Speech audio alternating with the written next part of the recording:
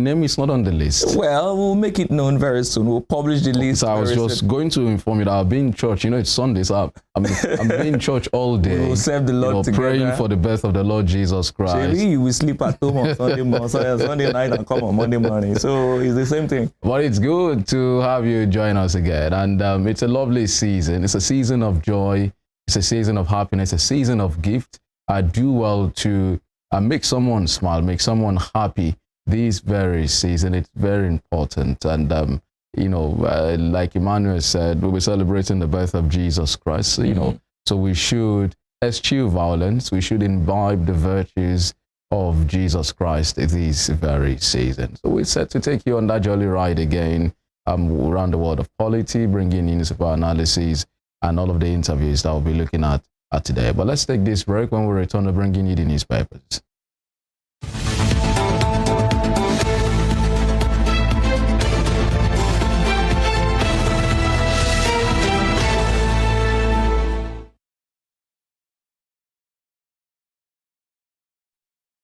All right, thank you very much. So let's start with the papers this morning. We start as usual this morning with a Punch newspaper. Cash limits not anti-people. CBN insists reps knock Emefiele. With the riders, policy will open rural underserved communities to economic opportunities. As the CBN deputy governor, Apex Bank orders 500 million pieces of new notes. It says nation ready for cashless economy. Emefiele flouting CBN Act. Policy ill-timed and irresponsible. Lawmakers, ex-ADC chairman. We'll see the end of this debate, controversy about the cash limit policy anytime soon, evidently. So we're not going to see it anytime. He said it did not appear before the House. Someone has appeared and he will have his deputy. Yes. The newly sworn in deputy for a second time appeared, and the reps evidently are not happy with that situation, and they're not comfortable or convinced, with the explanations offered by the woman. Well, first, I think that Emefiele is trying to, without knowing it, undermine the National Assembly. We've seen people appear in court via Zoom. We've seen them appear in court via internet link. If you say you are seeking medical care outside the country, which again speaks to medical tourism, a different problem on its own by government officials. Oh, was that what he said? I thought he said it was a way unofficial assignment. No, he sent. I saw a letter, the response that he was on. He was seeking medical care in, I think, the US or the UK. And so even if you were away on either medical tourism or official, you can appear via Zoom, you can appear via internet link, But he seems to not really just care about. That's how I see it, about what the lawmakers are doing or trying to do.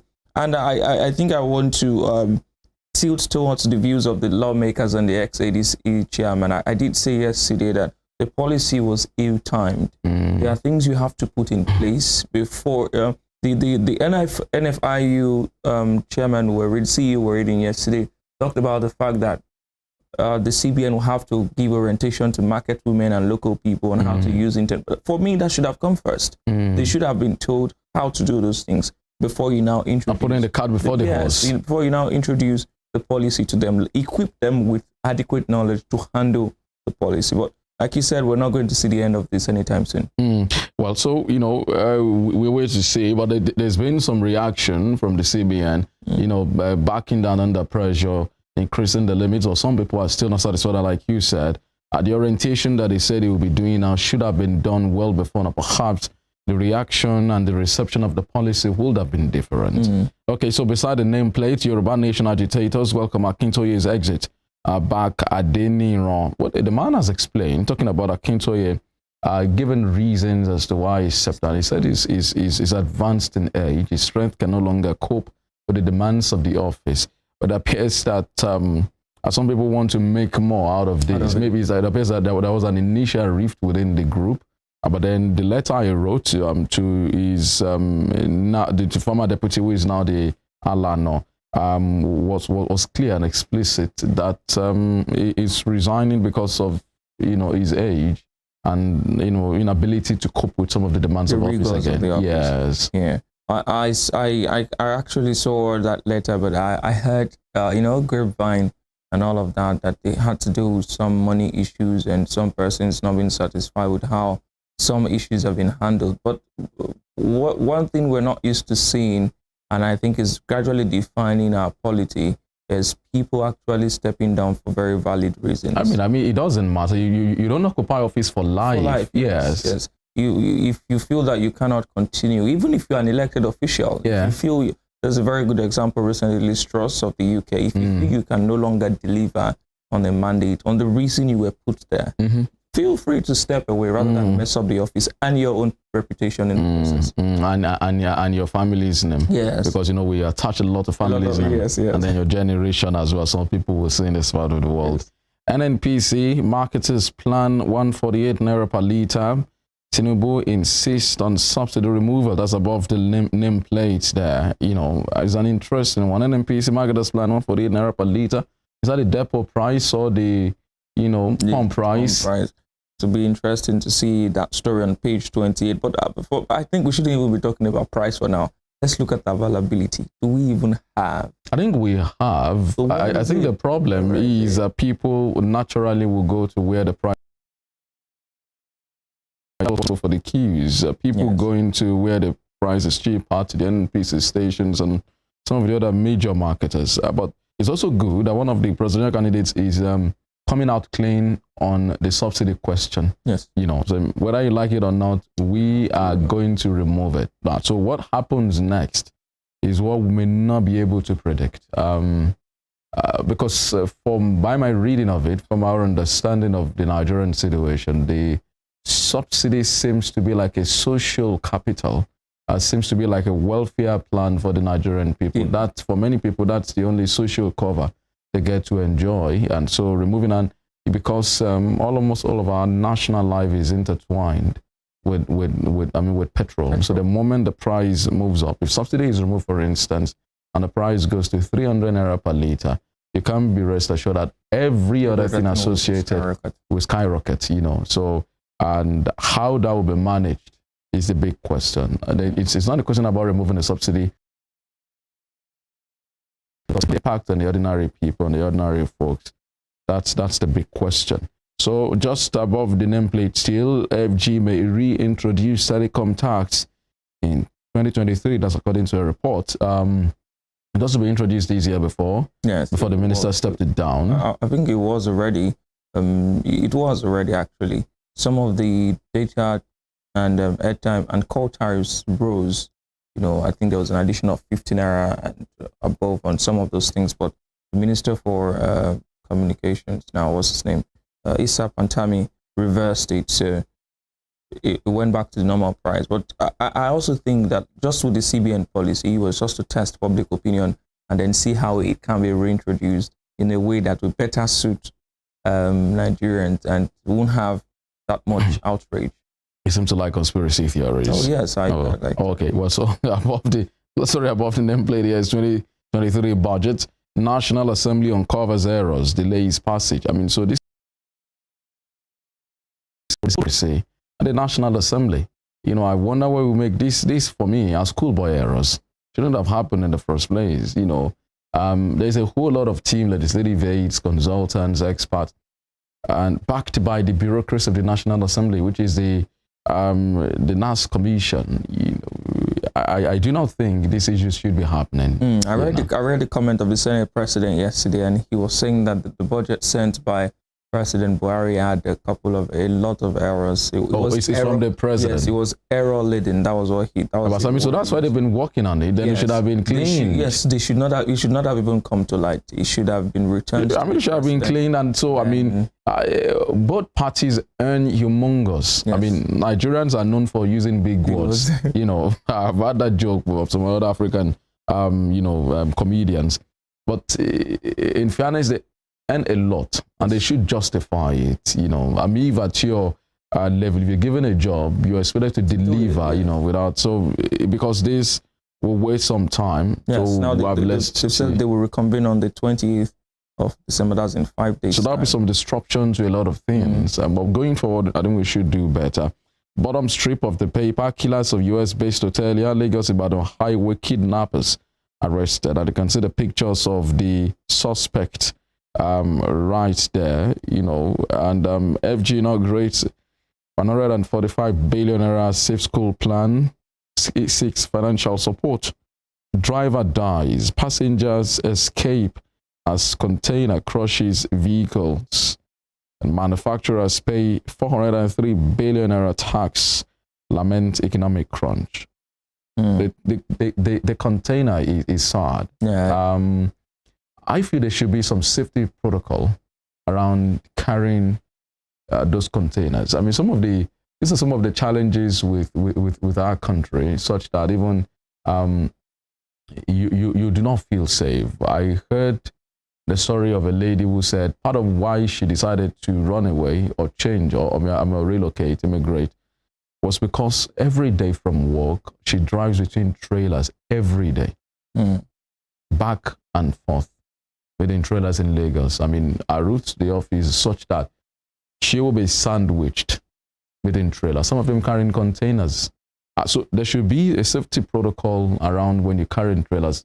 Are they fastened well, to the vehicle, to the to the bed carrier? In daytime. In daytime. These are questions, and then are the cars okay? Are there specific routes that they should take? Because this is not the first time.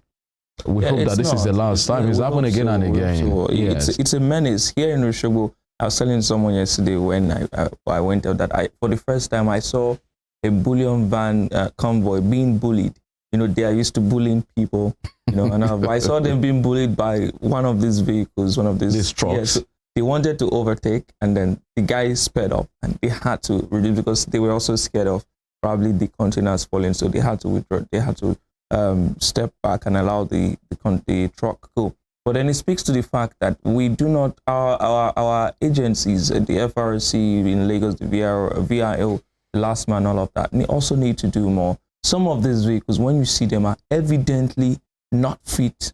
Some of these containers, you see them shaking. You see some of the trucks without the rear tires complete. You see some of the tires threadbare. And you wonder who allowed this. They're supposed to have two tires. Yes, you have only one. Yes. Or you have one that is not of the size. Same size, yes. So you ask who allows this, go on the road. And then it causes havoc and people lose their lives. Our country is...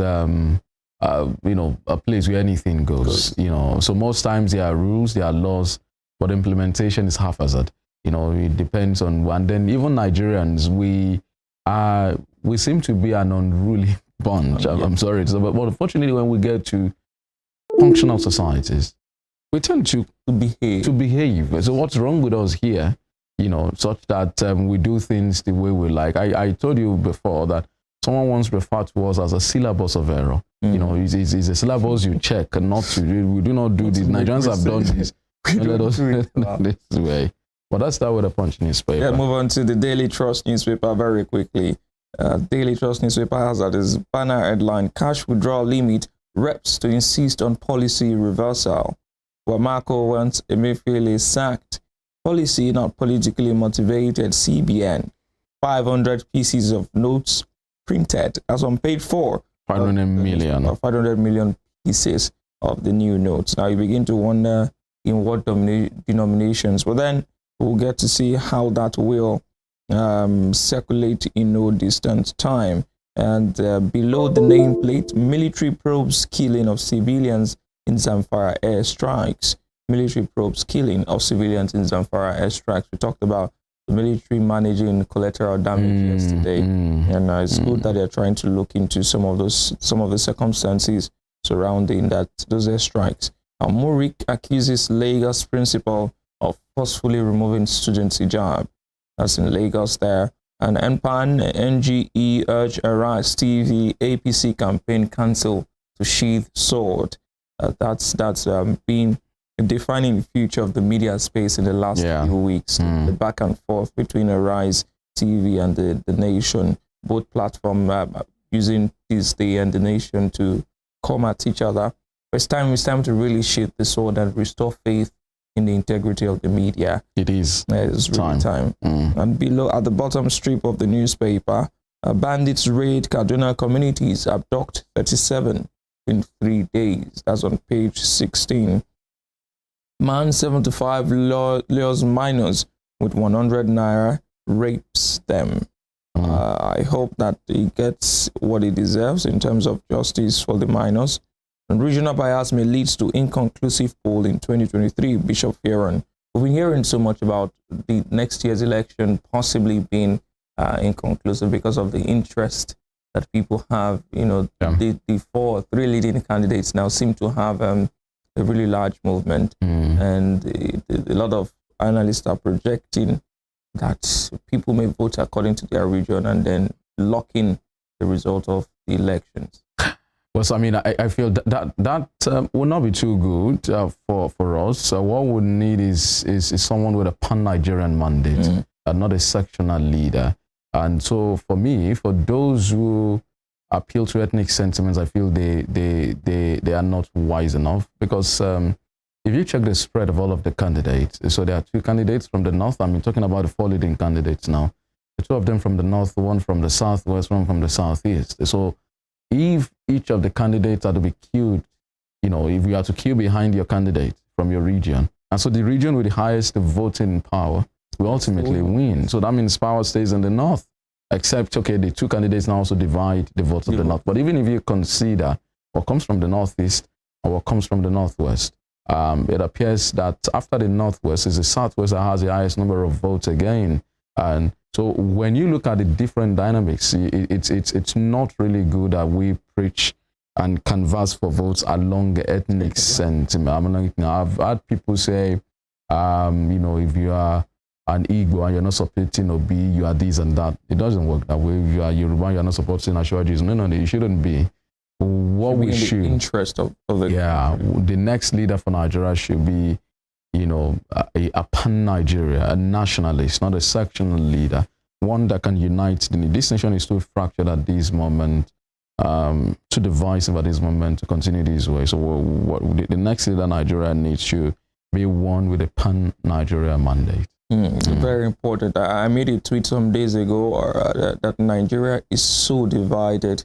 I was in a vehicle, public vehicle, and some of the conversations I overheard on the forthcoming elections did not speak well of a Nigeria that is truly one. The divisive comments, it was just disheartening to see people see others as less human beings, to see them stereotype others because they do not belong to the same. And I begin to wonder, when you want to transact business, ethnicity doesn't matter to you. I mean, if you go to the hospital and you need a doctor to treat you, why I want to fly a plane. In politics, we should learn to get to that level where we can, at least, if not go beyond it, but bring it down to the barest minimum. That's all on the Daily Trust newspaper. So we go to the Nation newspaper now. The banner headline: Tinubu, multiple exchange rates, petrol subsidy to go.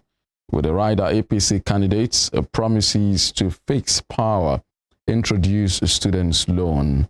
Jari's quote there on the front page: I'm no CBN, but I know that could go away if I'm the president. When you vote for me, write it down, confront me when it's time. I guess it's talking about the petrol subsidy. I think this was at the business launch yesterday. Yes. You know, we had a luncheon with business owners who sacked the business forward, and it was held in Victoria Island, Lagos. You know, attended by eminent entrepreneurs, including young folks. You know, some of these young tech.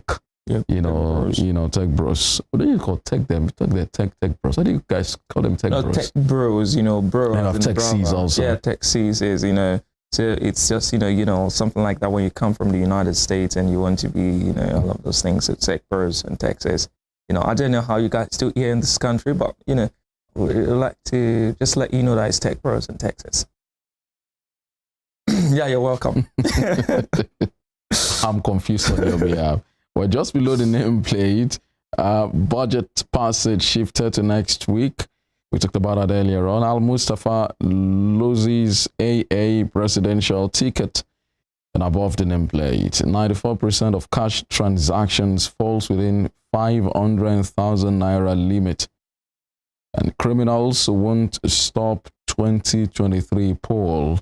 says Minister. INEC predicts 50% turnout. I'm tempted to say amen to that. Amen. Amen. Amen. Okay. We have the picture. I mean, so you can. I've been trying to refrain from speaking about this, but you can almost really be sure that the nation is where we have something huge about Tinubu, either the banner headline or the picture. You know, there's been consistency in the last few weeks. I mean, it is understandable also. Yes, very understandable. Just as you could also, if Oji Uzokali were to be running for office, then you could also guess the direction of what the Sun newspapers would be. I'm supposed to also see what the DC newspaper is also doing. Yeah, you know. So for those of us who are not in the media, something about media proprietorship, the influence of media ownership and whatever, you know, it comes to play once in a while. The theories. Federal government attacks Atiku over border reopening promise. Okay, I mean, this is what experts should weigh in. Yes, Atiku is promising that it's going to open the borders to crash the price of food. There's been a way high inflation, food inflation in the country, but it appears that the federal government is saying that policy will be counterproductive. Yes. Well, I feel that some of these policies are they shouldn't be cast in stone. They should not be absolute. Analysts will tell you that you have to go along with the trends. You have to study the trends at the moment and apply it as it is happening. So if Atiku is promising and the federal government is saying something different, the analysts should come in and tell us which would be better for Nigeria's economy. Okay, Wike allies to unveil preferred presidential candidates next month. Rivers governor rules out support for serial defector. Who is the serial defector? Wike is in the news almost every other day. You know, so I feel the drama is spent, really. Yes, it is.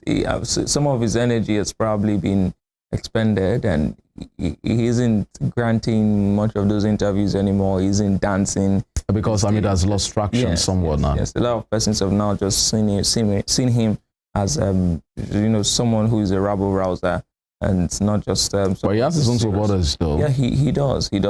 But at some time, when someone overflows issues, it just... I mean, you've made your point. Let it be sorted out, you know. That's how I see it. You've made your point. But so my question is, who is that serial defector? Well, it probably is the person that he has been saying he will not support. And since the story says they want to unveil their preferred presidential candidate next month, we can also be sure that's referring to a presidential candidate. So his party. Okay, so you're saying we should exercise some patience. Yes, January is just by the... Yes. Just okay. So we'll eventually know who Wike and the Gang of Five will be supporting. Well, the bottom strip of the paper: suspects in Lagos Ibadan road abductions arrested, 10 die after power surge. That's in Zaria, I guess. Yes, Zaria. Very unfortunate situation. There should be some compensations from the electricity distribution company. Yes, there should be. Some agencies need to start taking responsibility for some issues that come as a result of their own problems. You know, there's a transformer around Agumbelewo here in Oshogbo, Osun State, that has this tendency of always going off and sparking, you know, but nothing has been done about it. It shouldn't get to the point where someone dies as a result of that. And, you know, like in Zaria, so the electricity company, power regulators and authorities should please find a way to compensate those affected and ensure that it does not happen again. That's the most important thing. Well, so, you know, I read the explanation of the distribution company also yesterday saying one of their low tension or high tension wires just snapped, you know, and then maybe it fell on maybe the low tension. One shall fell on the other, and then I think that was what triggered it. It's a very unfortunate situation, but that's with the Nation newspaper. Well, let's take the last paper for today, the Guardian newspaper. The banner headline says, lawmakers' constituency projects delay 2023 budget. As on the Guardian newspaper this morning, with the rider, Senate fixes December 28th for passage of appropriation bill. That's the part of the renewed face-off, according to The Guardian, between the executive arm of government and the National Assembly, talking about constituency projects delaying the 2023 budget. Now, below the nameplate, just above the banner headline of the Guardian newspaper this morning, NBA sues Minister of Women Affairs, Pauline Tallen, over kangaroo comment. I'll remove petrol subsidy, Tinubu vows at business lunch. Obey Supreme Court orders on Soko oil feed. Bielsa tells RMAFC. Airline operators risk imprisonment, fines for non-remittance of sales charges. And below the banner headline this morning, you can see U.S.-Africa Leaders Summit. Beyond the symbolism, a catch-up race with China. You see some pictures coming out of that U.S.-Africa Summit that held in Washington, D.C. recently. That's on the Guardian newspaper this morning. And at the bottom strip, 2023, Emefiele affirms CBN's neutrality, states benefits of policies. I don't think Emefiele has enough clean hands to come to Equity and talk about neutrality, but it's good that he's saying that the CBN will remain neutral and also trying to put out the benefit of some of the bank's policies. I mean, interesting. It's very important that all key institutions, their neutrality are assured. Just aside out of the Independent National Electoral Commission, all of these other agencies are critical stakeholders and key partners of INEC. The election ecosystem. So it's always just too important that their neutrality is guaranteed. That's what makes strong institutions and ultimately builds a strong state. It's when institutions are functional, they are strong, they are not susceptible to manipulation by forces, they're not susceptible to being, pushed around for personal or selfish gains. It ultimately rubs off on the state and makes the states even stronger. Well, we are expecting that all of these agencies in government, ministries, departments, agencies, and all of those institutions will remain neutral in the interest of Nigerians and the common man. Well, that's all we have for you on the newspapers this morning. We've taken you through the Punch, The Nation, The Guardian, and the Daily Trust newspaper. When we come back from this break, we'll be introducing our guests and having our interview segment. To stay with us.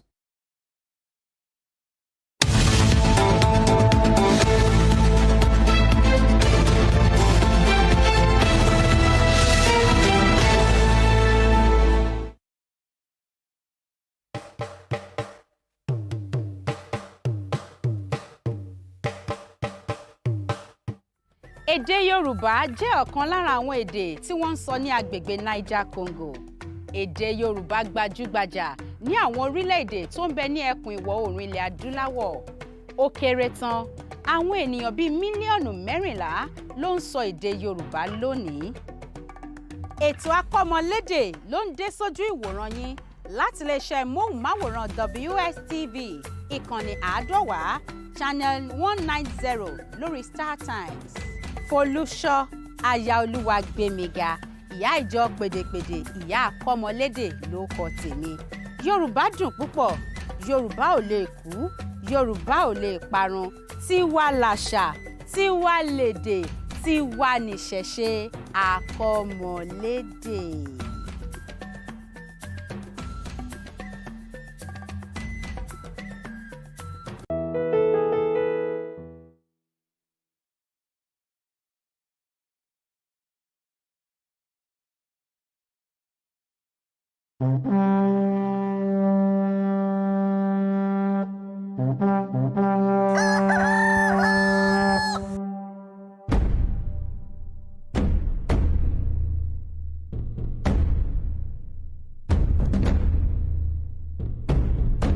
Atótó arére. Kò ṣeé má gbọ́ ìròyìn.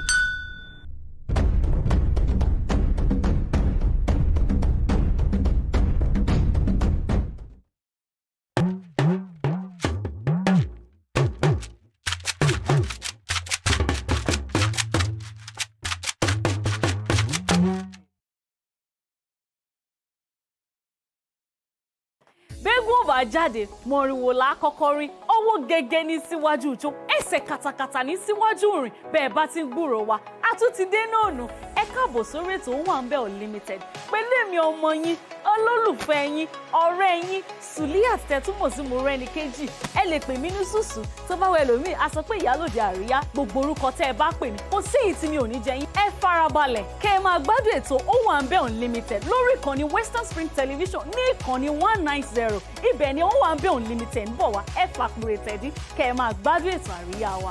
Wọ́n sọ fún yín pé ẹ máa wo Owambe Unlimited lórí Western Spring Television. Sports is a culture on its own. It has its own language, its own people, with their own way of life.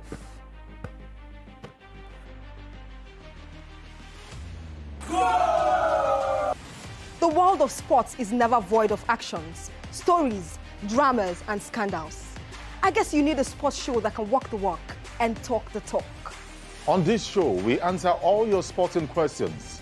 The whens, the whys, the wheres, and even the what ifs. Sports Spring is that show that will give you that new lease of life you've been looking for in sport journalism. Join me, Joseph Atewe, And your sports Amazon, Nengi Enes. on this station, Western Spring Television, channel 190, only on Star Times.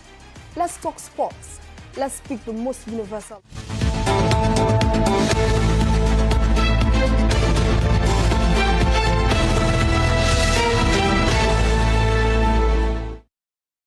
All right, thank you so much for staying with us. It's here on to Morning Spring, and it's coming to you from Western Spring Television, where we say it as it is. You can watch us live on StarTimes channel 190 on their DTT platform, and also watch us live on our YouTube channel, Western Spring Television, and check us out, all of our activities on our social media platforms on Facebook, Instagram, and Twitter is at Western Spring Television. But at Twitter, it's actually WSTV_NG. So let's bring you the interview at this point now. We heard the ANAP poll, and that should be like the third in its series, in the series of the poll, you know, checking the gauge and assessing the performance or acceptability of the front runners in the presidential race. So the ANAP poll came up with yet another poll just some days back, and projected that the candidate of the Labour Party, Peter Obi, will win next year's election. Emmanuel, you've seen that poll, haven't you? Yes, of course. I have seen the poll, and I'd just like to quickly give out the results that we saw there. In the September poll, that's Obi was tied with Tinubu at 16% in the North Central, with Atiku of PDP scoring 9%, and Rabiu Kwakwanso of the New Nigeria People's Party scoring 2%. But in the latest poll released by ANAP, Obi pulled clear of Tinubu in the North Central, scoring 24%, which represents 8% increase from the September poll, while Tinubu scored 9%, a 7% decrease from the last poll. Well, so, I mean, let's bring in our guest this morning. Our guest is a former special advisor on education to former Governor Adegboyega Oyetola, is a chieftain of the APC and is a deputy spokesman of the Asiwaju Bola Ahmed Tinubu Presidential Campaign Council here in Osun State. Mr. Jamiu Olawumi, I should say Alhaji Jamiu Olawumi, joins us in the studio this morning. Thank you so much for joining us on Morning Spring. It's a pleasure to be here and to be within this ambience, very beautiful studio, and inviting environment. I think it's a very good investment in the right direction. I wish you well. Thank you very much. Thank you very much. Okay, so I mean, let's get started. You heard Emmanuel read out the polls, and so this is not the first time. So they're saying your candidate, you know, Asiwaju Bola Ahmed Tinubu, is losing ground, and it was projected not to win the election. They're saying Peter Obi is a candidate to beat. Yeah. Thank you. Any candidate, any Nigerian that has enough courage to vie for presidency is always a man to beat. After all, you and I, we don't have the resources, we don't have the audacity, we don't have the confidence enough, good enough to say, I want to be president of Nigeria. So all of them, they are candidates to be. Every candidate now is a candidate to be. And we are not giving chances. We know that it is a right of all Nigerians to wanting to be the president. So that is on the general level. On a specific level, opinion poll, yes, it works in higher climes. It doesn't work here. The opinion poll that gave Obi the brightest chance was released about 4 days ago. Obi was in Parakou yesterday. There was a scanty crowd to welcome. And that is even in the southeast, in the south, very close, sharing border with the southeast. Immediately you leave the River State, you are going to Imo. That's one. Number two is the opinion poll is it is not credible. I'll tell you why it is not credible. Any opinion poll that will not be looking at regional inclusion, what we are doing now, I'll tell you what. For the first time, we're back into the 1979 political arrangement when it comes to aspirations. You have in 1979 Baba Awolowo, you have Shagari, you have Azikwe, representing the 3 main regions then of the country. We have now, because you cannot, Nigeria has been so divided that everybody sees its group, its ethnic group as its base. And you have 4 people. Atiku, who was the vice president from Northeast. You have Kwankwaso from Kano, who was Minister of Defense and 2-term governor. You have Asiwaju from the Southwest, where the tribe counts a lot to people around here, who has also been governor for 8 years. You have Obi from the Southeast, who was governor for 8 years. Any opinion poll that is not considerably interested in the arrangement. Let me give you this. There was opinion poll in 2018 in Osun on who wins the election. Was it 2018 or 2014? 2014, on who wins the election. Based on charisma and previous records of certain candidates, the opinion poll shoot them up. But they didn't make it. There was a particular candidate who was secretary to the state government for 7.5 years, who scored just 8,000 votes across the state. And the opinion poll then gave him 36%. So opinion poll, who and who, which area, who are the respondents? Young people, people from other regions who are located in particular region. And in this case, let me tell you this, we have always fact-checked the performances of all the candidates. Nobody is touching the critical areas who we will describe as a dog handlers in election, like Asiwaju. And the opinion poll will not go to the polling center to cast ballots. So we are watching. But I know that this opinion poll, this type of opinion poll that is, if you background it very well, you know there's some snippets of hypocrisy. Okay, I'll just, before Femi comes in, I'd just like to read out to you the demographic, the distribution across geopolitical zones for that poll. Yeah. In the North Central, Obi had 24%, Asiwaju had 9%. Who are the respondents? We'll get that. There is also the graphics. Atiku Abubakar had 10%, Rabiu Kwankwaso had 2%. The undecided was 29%. Northeast, Obi 8%, Bola Tinubu 15%, Atiku 23%, Rabiu 2%.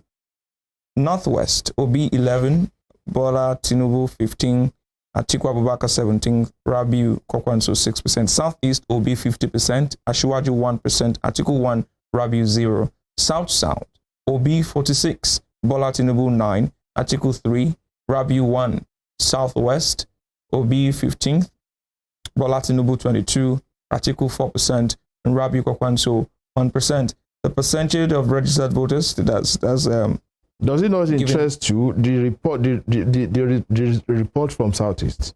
Yes, of course, it is very interesting, and it is expected. You know, the same way Asiwaju won. That justifies my position. Yes, Asiwaju also won the poll in the Southwest, 22%. That was the highest in the Southwest, and that's the distribution of the demographic of that participation in the polls. Now, what does this? What do you think this? What is the percentage of respondents to the Nigerian population, especially those who have collected their PVC? What is the percentage? Well, then they look at the method of methodology in handling the respondents. Well, for polls conducted, was it disclosed? Yes, of course, it was disclosed. There's a document on that by Peter Side Atedo that can be made. Recourse can be made to. But the question now is, do you see your candidate losing, favor? Do you see him losing ground in terms of this poll? I've not even dreamt of it. Not to talk of looking at it. I'm not looking at it because my candidate is the candidate to beat. I'll tell you why. Nobody has built bridge across the Niger like Asiwaju.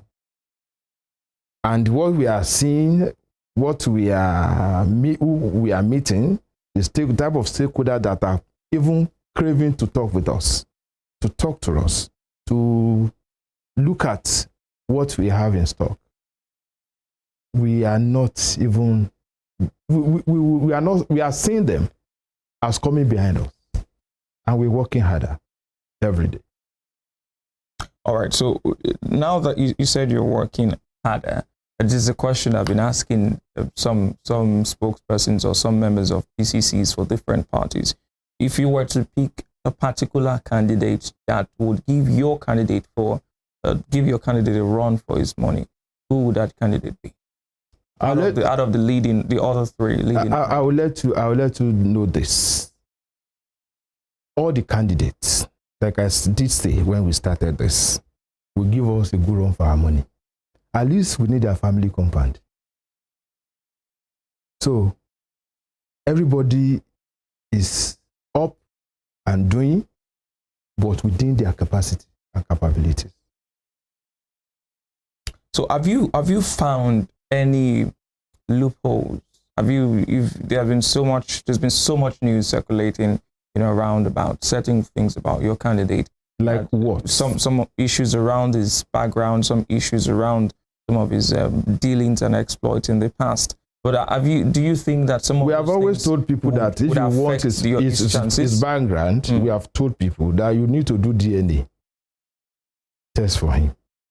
And Nigeria is sophisticated enough for us to invite somebody for his DNA. Please invite him for his DNA. And I also want to warn that you might need to go to the heaven to meet his mother for the DNA. The DNA facilities in Nigeria, you need not go meet anybody. How many minutes does it take? There will be other relatives of the family who are around. Then we're looking at what are they saying about him? The loophole I've seen is that people said they have alleged that it's not heady enough, but I've seen him creating a loophole in that. He has been doing campaign consultation every day. Asiwaju does not sleep more than 3 hours in the 24 hours, and you say it's not fine, it's not living well, it's not healthy. People of that opinion should have to examine what is wrong with them. Because as young as I am, and as young you are, you cannot afford not to sleep for 21 hours every day. And somebody will tell you are not healthy. Can you junket like he's doing? Yesterday was in Lagos, consulting with younger business groups. The other day was in Abuja. Even let me tell you this, a personal experience. I was to defend something in the House of Assembly when I was in office. And it was to hold by 11. I was in Jos. The day previous. I had to go by road to Abuja, get to Lagos by 8 in the morning, then bought another flight to Ibadan before I took a charter taxi to Osogbo. After the appearance at the House of Assembly, I could not do anything again. That was just 2 days. Somebody has been going about his campaign almost every day. And people are saying it's not healthy. Do they expect him to be eating stones or cracking iron so that they will know it's healthy? Okay, so I mean, you asked for some of the details of the poll. Please, let's have it. On the ANAP Foundation website, it said these results were pulled from 1,000 respondents, after which ANAP Foundation conducted similar polls with a 2,000 and 3,000 respondents sample size. Of 90 million. The difference in the results was not significant.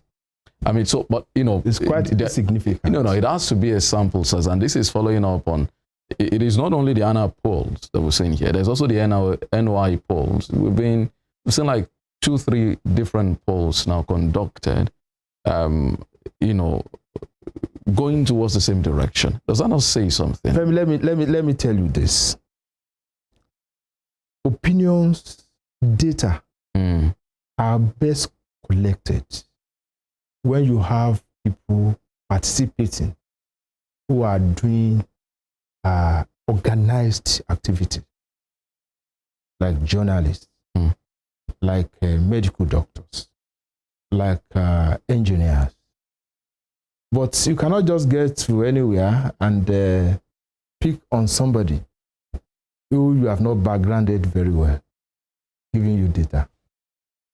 Most of the times that you have opinion polls, they are paid for. I'm a practitioner, and I must tell you. And you place the piper, dictate the tune. A lot of this, the Obi camp has been in crisis over the allegation of people supporting paying to his personal account. This type of opinion poll will also swell his account because people will think he has grant. But when you want to sponsor, look at the activities and reactions of people to the calls and invites to his political program. And don't let me forget to tell you this. Yorùbá máa ń sọ pé ńjọ́ tá a bá ṣe ogun la ṣírọ́. Immediately there's campaign when there's a contest, you have licensed people to tell lies and to be fictitious in their data. So this is not going to dissuade us. It's not going to distract people. It's a distraction. You call it a distraction. It's a distraction. But I mean, so if you check the breakdown in the southeast, maybe 1,000 people out of 90 million. No, so they said they did other 2,000 sample size, 3,000 sample size. Even 1 million. So I mean, altogether, 1 million of 90 million will be a distraction.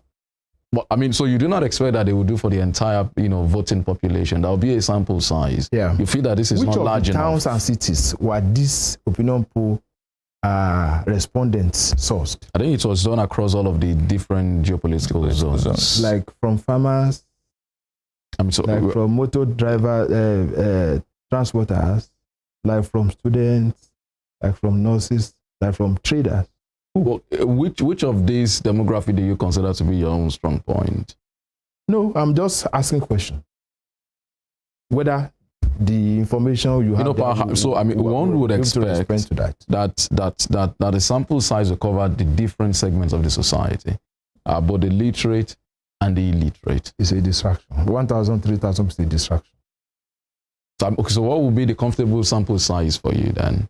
I'm not even looking at you want to take I'm looking at the participation and response to calls for the Nigerian we desire.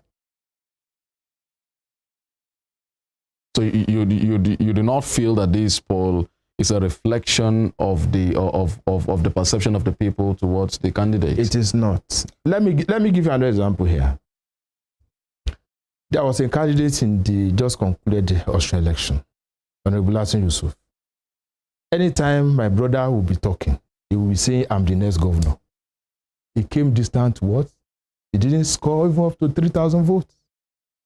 It's a distraction. Opinion poll like this is a distraction. Now you're saying that you would most likely, or you would rather prefer to base your own judgment on calls for campaign and all of that? No, not all calls for campaign. Calls for campaign one, and request and desire to meet us on certain critical issues, which my candidate is doing about Nigeria now. We'll do consultation before. Tell me which of the candidates, which among them, will first do consultation a previous day before the major campaign. There are certain places in Nigeria where even governors have never been, as well as you have been there. Critical stakeholders. And meeting people that we call dog handlers in politics. Let me tell you, you will not say, even when a serving honorable member is going to lose his unit, it might not be as bad. Generally, if you're looking at a common denominator and you put it on a fraction, it wouldn't be as worse as 30%. So if you look at all this together, people who canvass, who manage, and who influence the influencers of people who are going to vote, you know that this opinion is a distraction. Second, if you look at what happens on the day of election, opinion poll will become irrelevant. Not even this insignificant figure of 3,000 people across Nigeria, where 90 million people are bid to vote. All right, so earlier this... They have only created discussion for media houses. Earlier this morning, we were talking about the fact that Nigeria is really fragmented now at the moment, and that there were some other results of the poll. But looking at the fact that... What is the result of the poll in Northeast? Oh, let me go back to that result. Please go back to Northeast. For Northeast... For the NEET, Atiku Abubakar won 23%. Yes, 23%. Is the candidate to lead. 23%. Yes. Even where you have Yobe, you have Bono, where the former governor is the VP, where Zulum is doing wonderfully well, and all of that. Are you saying Tinubu will defeat Atiku in the Northeast? I'm telling you. You're sure about that? I can beat my chest now and forever. So what has Atiku done in the Northeast? We created Northeast, North Nigerian Development Commission. We handle what we do there. The beneficiaries are known to us, and we know them. Atiku living in Dubai or Abuja. So these are 6 geopolitical zones now. I was going to ask earlier now. Seeing as this... Don't let us delve too much on this, yes, because unless you don't agree with that, this figure is significantly low. But 3,000 people to 90 million people. But okay, so I asked the question the other time that what would be, in your own opinion, the appropriate sample size? You know, if you're not comfortable with the 3,000, I'm not even a subscriber to the opinion poll, so I won't give you a particular figure. But you know, it's a scientific means of gauging, you know, public opinion and knowing the direction of where voters are. You said in Western countries perhaps it will work. Yes. But here in Nigeria also, it has never worked. Has it never worked, or perhaps it is? Give me an instance. You are on the feed. I'm no longer on the feed. But give me an instance where opinion poll has worked. Okay, the last Australian election, the opinion poll put Oyetola and Adeleke on neck to neck, and it has remained so neck to neck. So that is an example of the opinion poll working. So is that not a validation that it's not a validation because if you look at the margin, opinion poll that put at neck to neck shoots Oyetola a little bit higher. Did it come into reality when we had the election? Did it? But you know, opinion polls are not absolute. They are just perception. So they give margins of error. And if you look at the percentage then, and number of people for which the thing was conducted, and the result getting through them, you see that the figure then is robust. This is insignificant. Okay, so let's go to what I was going to ask you now. There are 6 geopolitical zones. Okay. You've just said that Atiku, your candidate will defeat Atiku in the northeast. Now, the north central, northeast, northwest, southeast, south, southwest. Where would you identify as a stronghold of your candidate, and where do you see him not performing well? My candidate has strength in 3 geopolitical zones in the north. Don't forget, Kwara is part of North Central, Kogi is part of North Central, Niger is part of North Central. In Southwest, where former Governor of Ayoshe and Fayemi are working together for a candidate, tell me who is going to win that state. Tell me who's going to win Ondo State. Tell me who's going to win Lagos. Who's going to win Ogun. Where Seyi Makinde, Governor, His Excellency, has adopted the position of the southwestern leaders, Afenifere and others, by being represented by his deputy at the meeting in Akure. Tell me he's going to win that place with his efforts and Senator Folarin there. Tell me he's going to win Osun State. You're confident that your party will win Osun State also, having just lost a governorship election? It's in contention. Lost to overvoting. Already established before the tribunal. So I have not lost the election in Osun. We are only awaiting judicial pronouncement. But okay, so, if you check that poll, your candidate is from the Southwest. Of course. The poll gave your candidate 22% of winning the Southwest. And that actually is the highest. When we started this discussion, yes, I laid a premise. The premise of pro-tribalistic nature, going by the 4 candidates for which the opinion poll was conducted. You understand? If this opinion poll, the percentage of the 1,000 or 3,000 is conducted in Lagos, and you are not careful, you are picking a Southeasterner as your respondent, the report you are going to get will be different.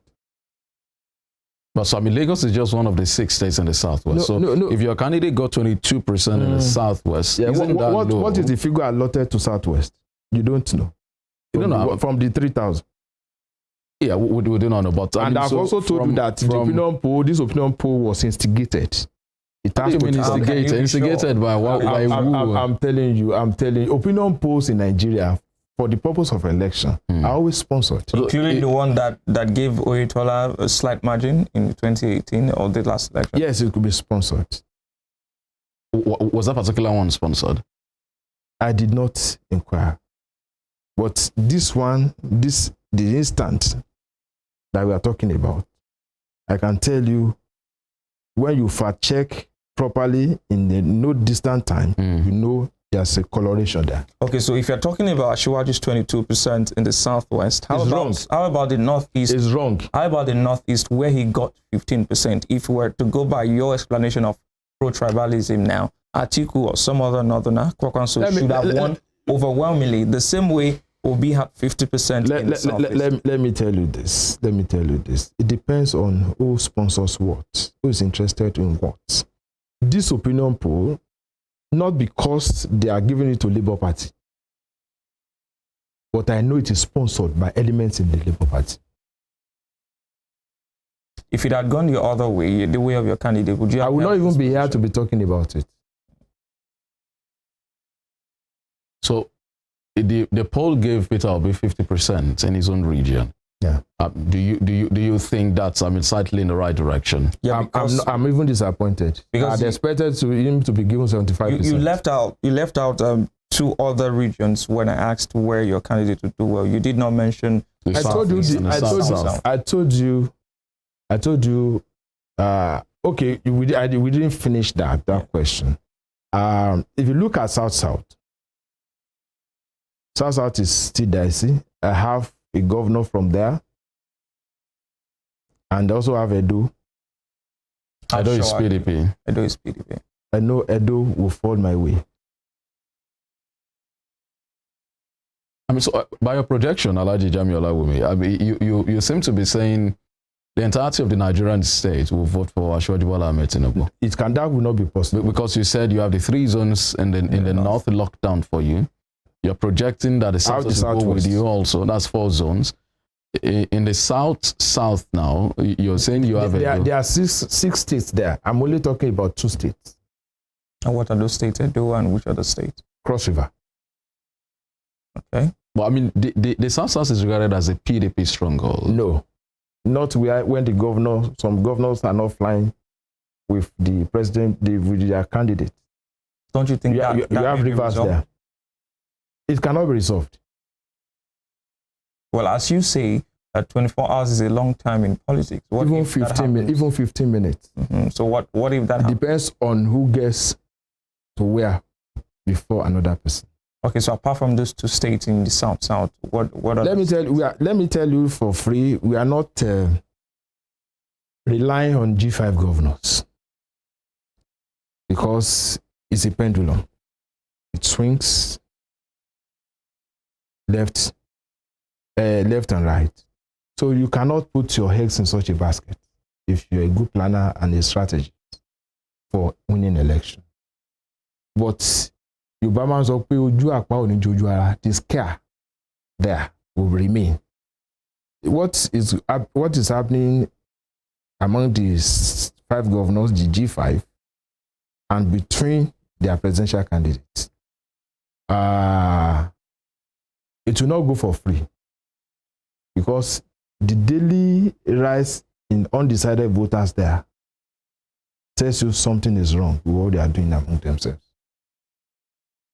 And the cleverer will reach and fish in that water. Okay, so let's move on to the southeast now. Southeast is restive. But there will be elections there. There will be elections. And I have 2 governors there. We have never lost in the last 12 years. We have always been in power in the last 12 years in Imo State. How do you mean? Imo State? Yes, we are Okorocha was for 8 years. And hope is there now. So I won't lose that state. But before the Supreme Court judgment, Emeka Ihediho of the PDP actually won. For 6 months. And some people felt that was a reflection of the people's wishes. No, it was a sort of infighting within my party. When the sitting governor is campaigning for a candidate of another party. Let me tell you, if you look Nigeria, like in other advanced democracies, 2 parties are always superior to other parties. So the pendulum will swing between the 2. So when Imo was when they were undecided, when there was gap, when there was skirmishes, when there was misunderstanding in Imo State between the governor, Senator Okorocha, and his in-law that he had preferred to succeed in, then the people have to go the other way. And the Supreme Court has given them a reversal, which is better for me. You can't say that the governor is managing the peace in Imo State, where not minding the restiveness of the southeast region, will not give me 25% in that state. Poorly 25%, I'll get.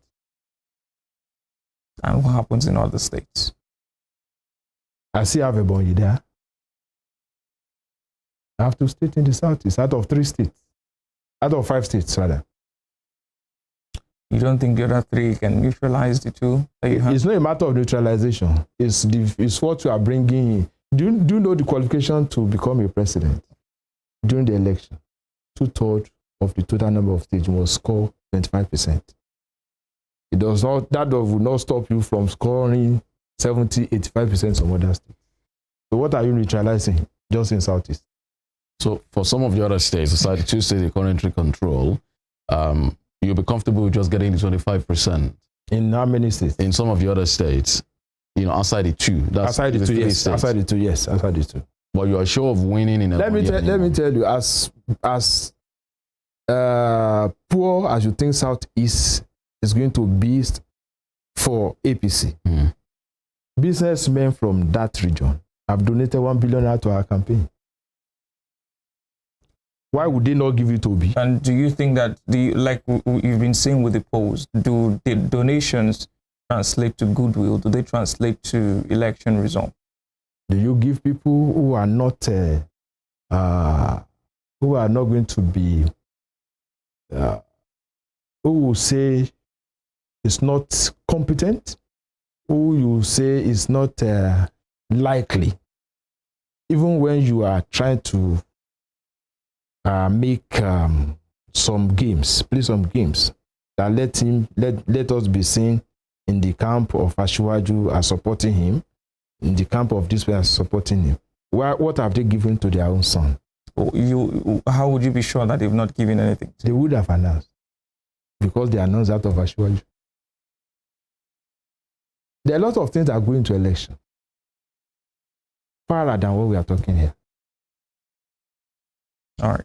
So, I mean, this poll, according to the organizers, the data also summarizes the top 5 reasons why voters are more inclined to vote in the forthcoming elections. And these include the need to tackle insecurity, which is 35%, the economy, which is 26%, unemployment, 10%, poverty alleviation, 7%, and education, 6%. And in all of this, your party has been in power for the past 7.5 years. Yes. There are many who believe that your party has not done well in this regard. Yes, and especially when we have established close to 14 universities. I mean, so that's 2 polytechnics. You're talking about education. So education is carried just 6%. You are talking about education, but I'm talking about employment. 7. So, you know, I mean, let's take one after the other. Insecurity takes the larger percentage, which is 35%. How do you intend to convince the Nigerian people that they should give your party another chance at Aso Rock?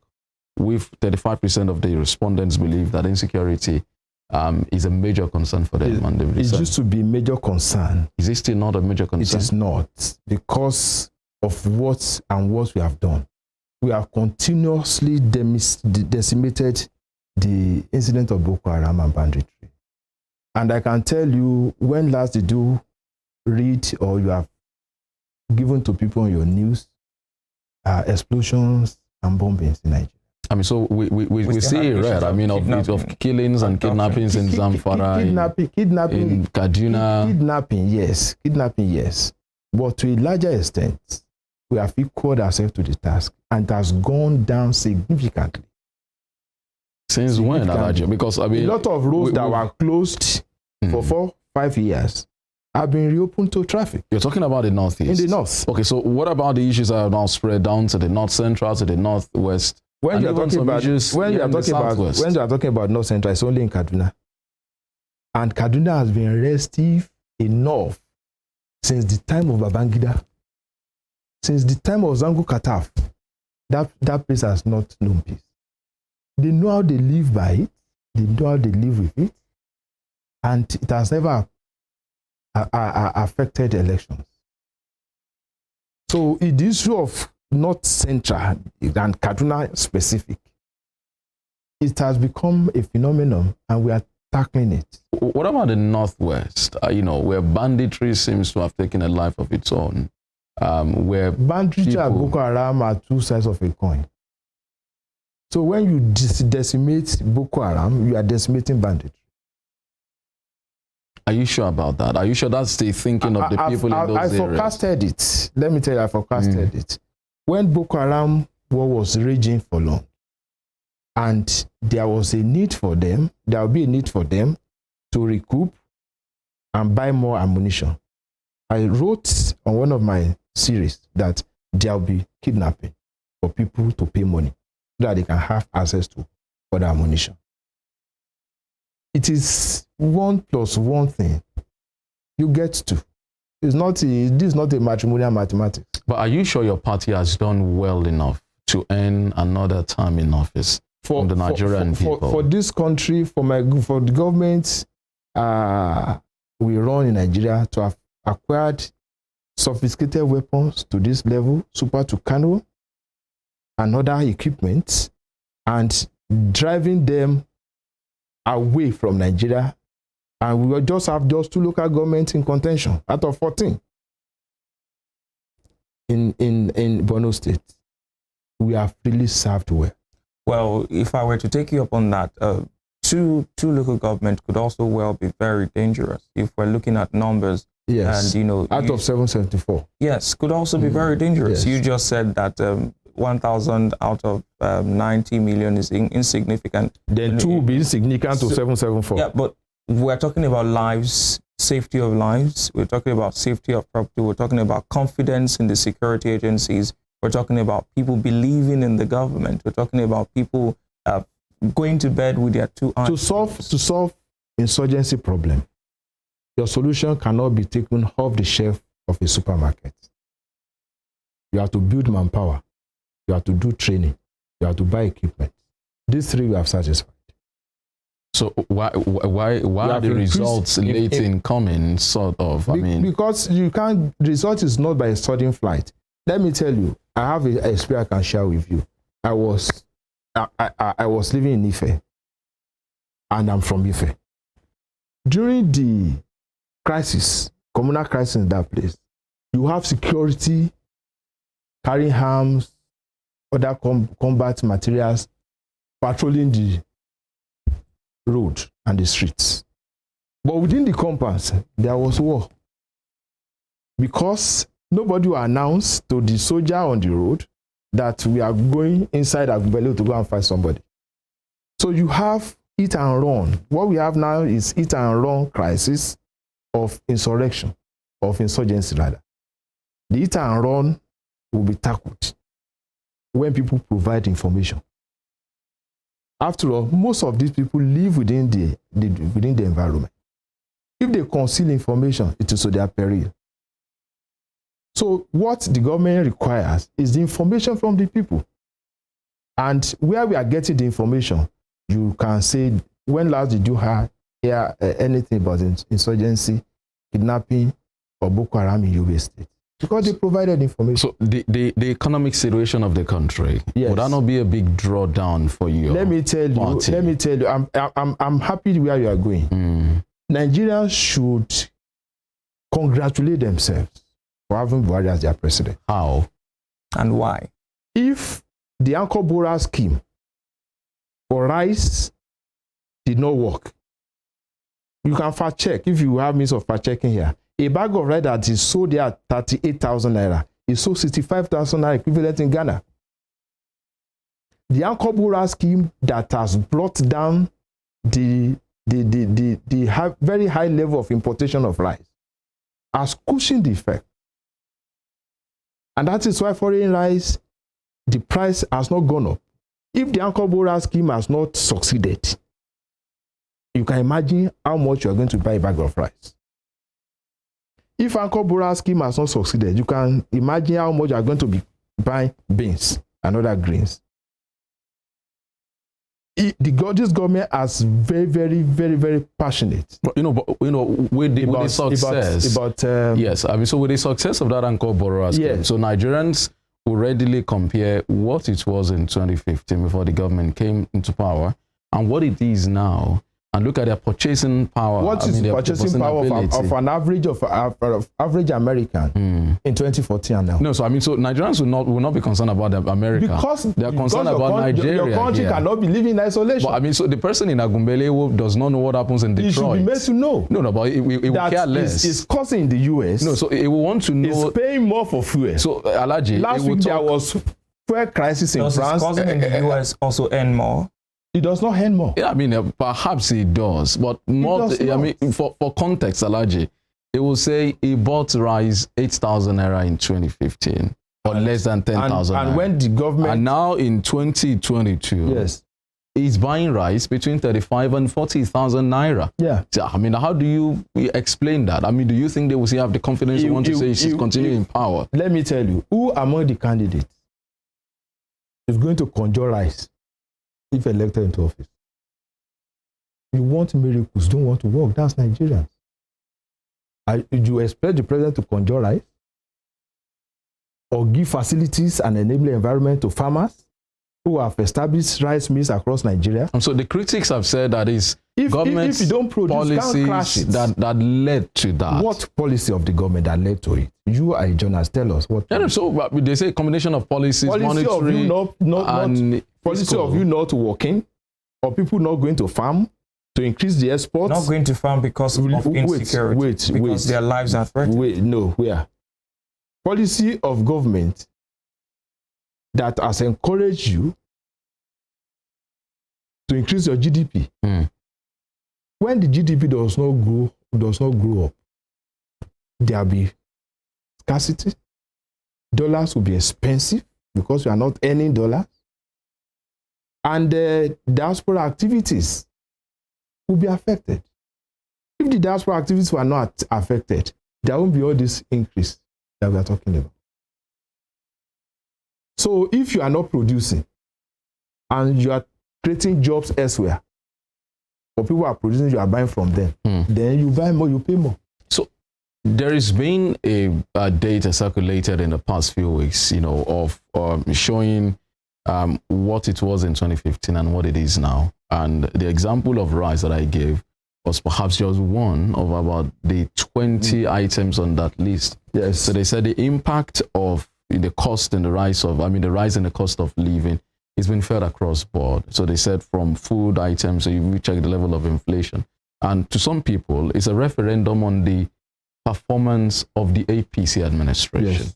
Do you think Nigerian people, Nigerian voters, will be willing to try and continue with the APC they will vote for it because they know we are courageous at tackling those problems. But, so why has it not been tackled effectively in the last 7 years? We have tackled it effectively. At the first instance for our Bora scheme was 100 billion naira. So why have we not seen the effect in the crash? The effect is we have local rice that is comparable to the imported ones. But it's also very expensive. Because by the time you get the market saturated, the price will crash. So, according to data, Alaji, the average Nigerian spend about 60% of his earnings on food alone.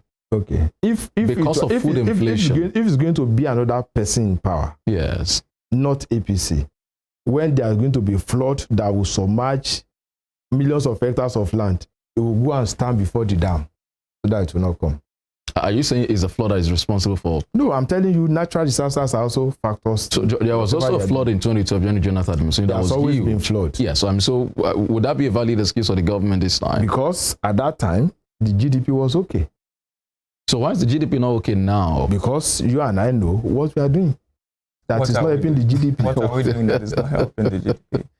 What are we doing? What are Nigerians doing? What are those things that will increase the GDP that we are not doing, that we are no longer doing? No, we are waiting for you to tell us. So what are those things? It is about our country. You don't have any other country. Yeah. Nigerians elect leaders. If you have opinion, hear your opinion. So Nigerians elect leaders to help them turn situations around. We are solving the problems. We are solving the problem. Are you doing it well enough? We are doing well enough. So, for instance, at this moment, there's a very challenging fuel crisis with people queuing, like they had in France just last week.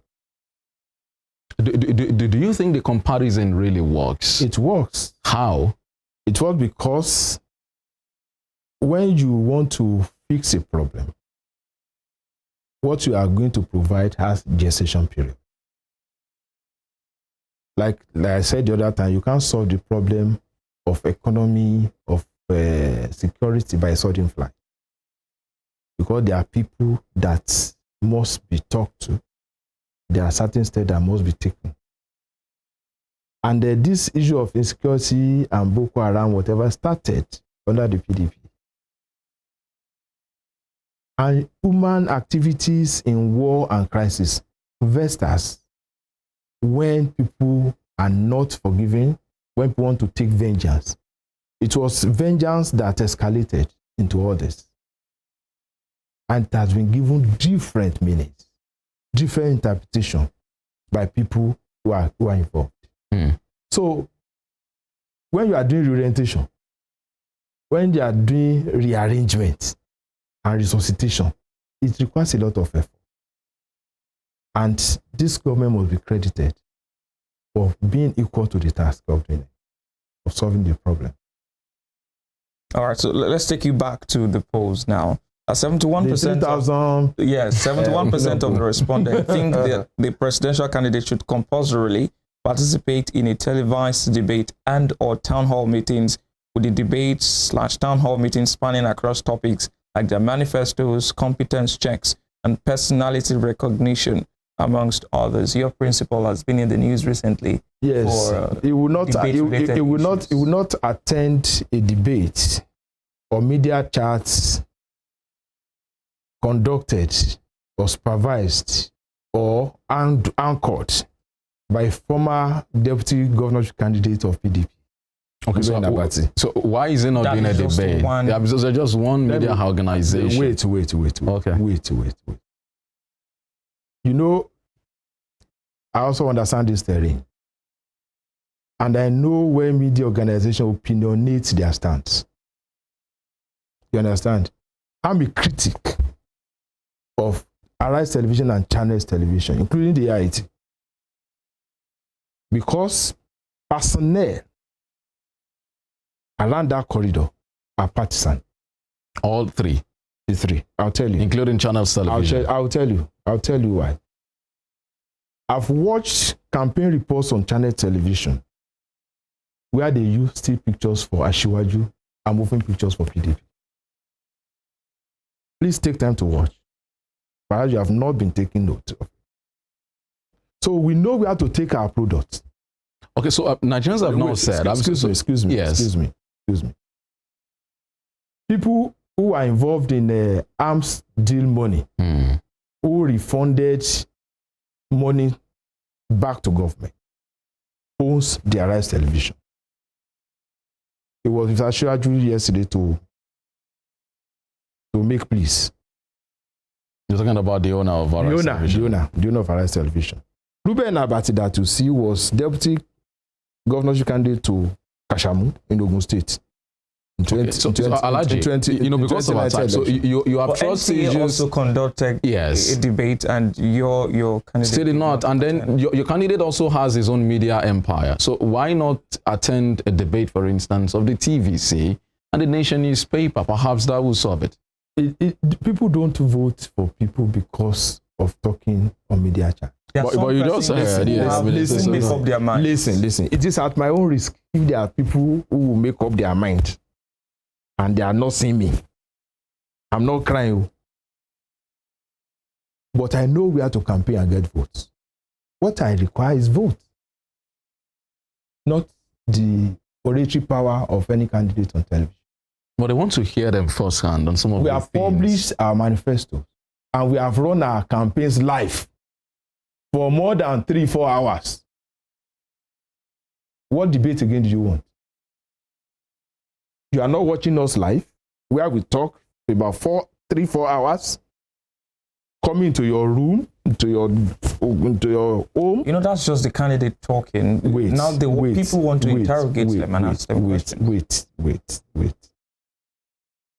We have been meeting opinion holders, critical stakeholders, like I said yesterday, who know what to ask about the economy, who knows what they need to promote their business and trade. These are the people that requires question and answer. Like if I to ask anybody question about this place, I can ask you. I can ask the CEO. Your studio will look like what?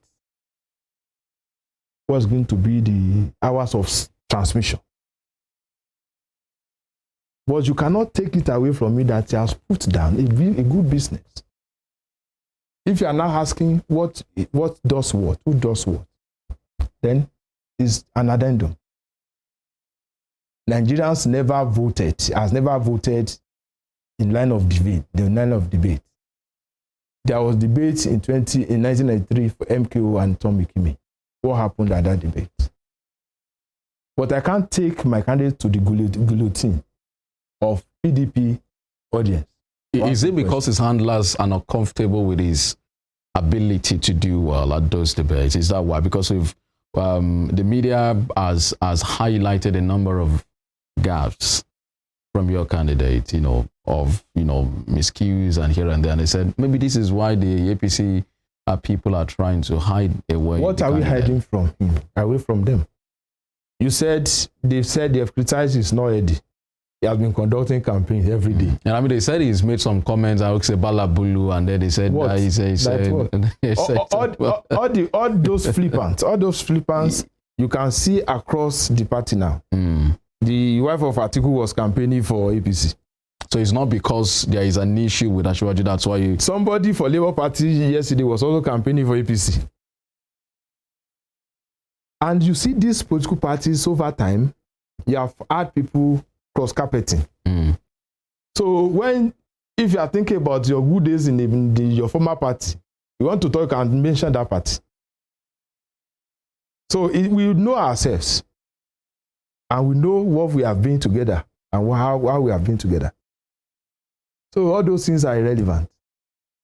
At times you want to call a friend you think you are beside another friend. So what is so significant about that? It's not an issue. All right. Well, it appears that we have to go now. We hope to bring you back to tomorrow. No, not tomorrow. Or maybe when another polling. But I mean, so you believe that this I'm not going to be coming to talk to Post. This something insignificant like this. 3,000 people talking on behalf of 90 million people. Well, that's what it is. That's what it is, and we'd like to leave it at that. We've been joined in the studios this morning by former special advisor to the outgone governor Adegboyega Oyetola. To the former governor, not outgone. Outgone. Former no longer the governor at the moment, Governor Adegboyega Oyetola. Atalaji Jami Olawumi, thank you so much for joining us in the studio. It's a player. All right, that's the interview segment of Morning Spring. Don't forget to follow us on all our social media handles on Facebook, Instagram at Western Spring Television, and on Twitter it is at WSTV_NG. You can subscribe to our YouTube channel at Western Spring Television. I will be coming back for Spring Trends. I think Femi needs to go get some chicken. Yeah, sure. I mean, I need to run. Thank you so much for being a part of the program this morning. Emmanuel will be back with what's trending. I wonder what's trending and what is going to show us on what's trending this morning. But just stick around. Femi Olanikwekun is my name. Good morning.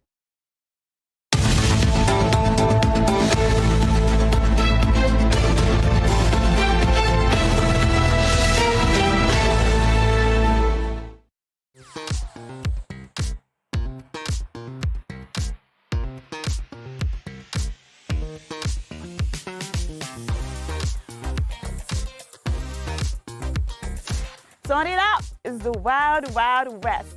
And Western Spring Television is pulling out all the stops to make sure that you don't miss out on every of the fun and happenings around you. Yup, we've got you covered because your girl got all the juiciest tidbits and entertainment news from around the world. Cross over to the chocolatey side of entertainment. Join me, Chocolate Cassie, on Eccentric as we take you into every bit of the juiciest news, fashion, music, movie updates, and other trending conversations. Together on the show, we'll get personal with your favorite celebrities via phone call, Zoom, or even live here in the studio. Eccentric will be showing on your TV screen on Western Spring Television, channel 190, only on StarTimes.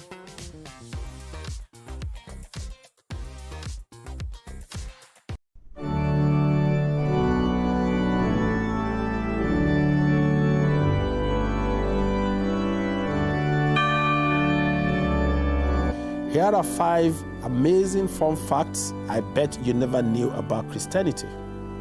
Number 1, there are over 2.4 billion Christians worldwide. Amazing fun fact number 2. The Bible is one of the best-selling books of all time, with more than 100 million copies sold every year. Most Christians believe in heaven and hell.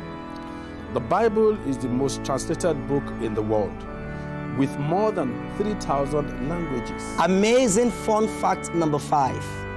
most Christians throw science out of the window without realizing that most scientists are Christians.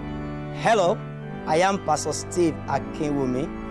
And I am Dr. Adeoye Oyewole. Join us as we highlight and discuss day-to-day issues pertaining to the day-to-day living of every Christian. Issues in Christendom shows every Sunday on Western Spring Television, channel 190, only on StarTimes.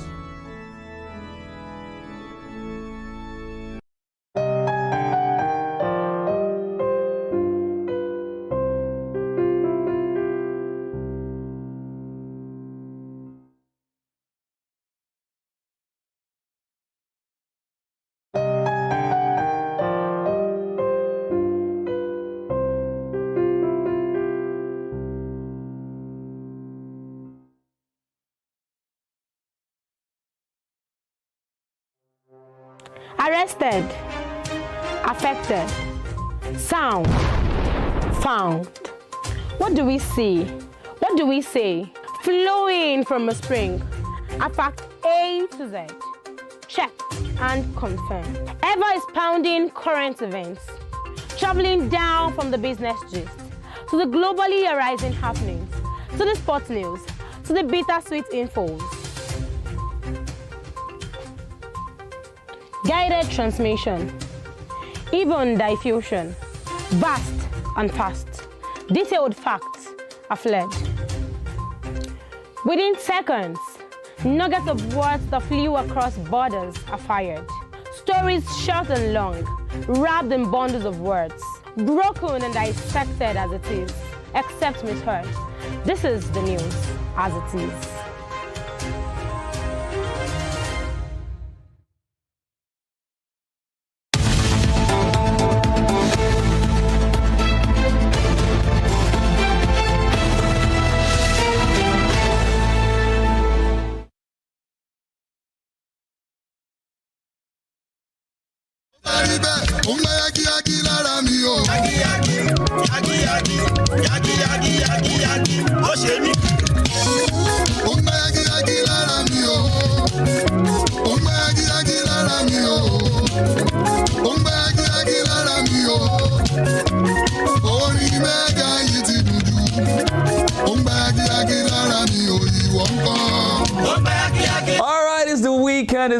It's the weekend. Welcome to Spring Trends on Western Spring Television. Woo! 2 days to Christmas. It is buying, yagi in the body of everybody right here in Western Spring Television. We're ready to eat the chickens. We're ready to eat the rice. Welcome to Spring Trend once again. My name is Emmanuel Ujiadigili. Don't forget to follow us on all our social media handles on Facebook and Instagram at Western Spring Television. And at Twitter, it is at WSTV_NG. You can also watch us live and subscribe to our YouTube channel at Western Spring Television.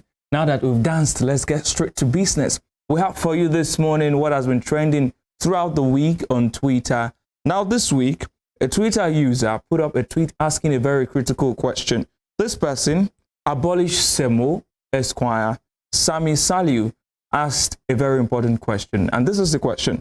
It says you have a concert, a gospel music concert, and you're charging people to worship God. As if that's not even problematic enough. You now have classifications for the audience, table, VIP, and normal for a gospel concert. How is this okay? Now, that question has been on for a while. Should people pay to attend gospel concerts? Should people pay to attend concerts where they are meant to worship God? Now, let's see what the responses are. The first response is from a member of the National Assembly. Oloye Akinlabi says, I'm kind of conflicted here. My entrepreneurial instinct is like, of course, the person used money to organize it. Second thought, gospel music is preaching through music. It's evangelism. You shouldn't charge for that. The next comment is from Rinu Odwala. She says, you go pay Ashake 70K, but you know go one pay gospel artists because them they invest money for backyard. Omo Baba Bello says, I beg to differ, Rinu. The things of the gospel is different from secular things. The gospel is made for free. If anyone is blessed by the ministry of gospel minister, they'll be willing to give to the ministry of such. Ashake, on the other hand, is doing it for money. Now, the next comment is from The Grace. The Grace says, I don't understand. How will they set up the concert without money? And the musicians, don't they have families? And Abolish Semo says, all right, how about the people that would want to fellowship with other believers, but they are too poor to pay for such a concert? And the next comment comes from Blessed. Blessed says, Jesus compares the gospel to a man who finds a field of treasures and sells all he has to buy it. If Jesus uses that analogy today, you people will preach to him. People should pay 70K to go see Ashake, but it's gospel artists that should hold concerts for free. Alpha Female says, you are not competing with Ashake, though. You are not. What Ashake stands for, gain, is money. What we stand to gain is souls. The cost educating our fathers was also great, but the missionaries did it. When it comes to souls, we should go all the way. Imagine the experience being charged. And the last comment is from Oreoluwa's husband. It says, this is disingenuous. A, you know that events directly about the gospel are free. No community does free concerts than the Christian community. One, these concerts are a lot to make happen.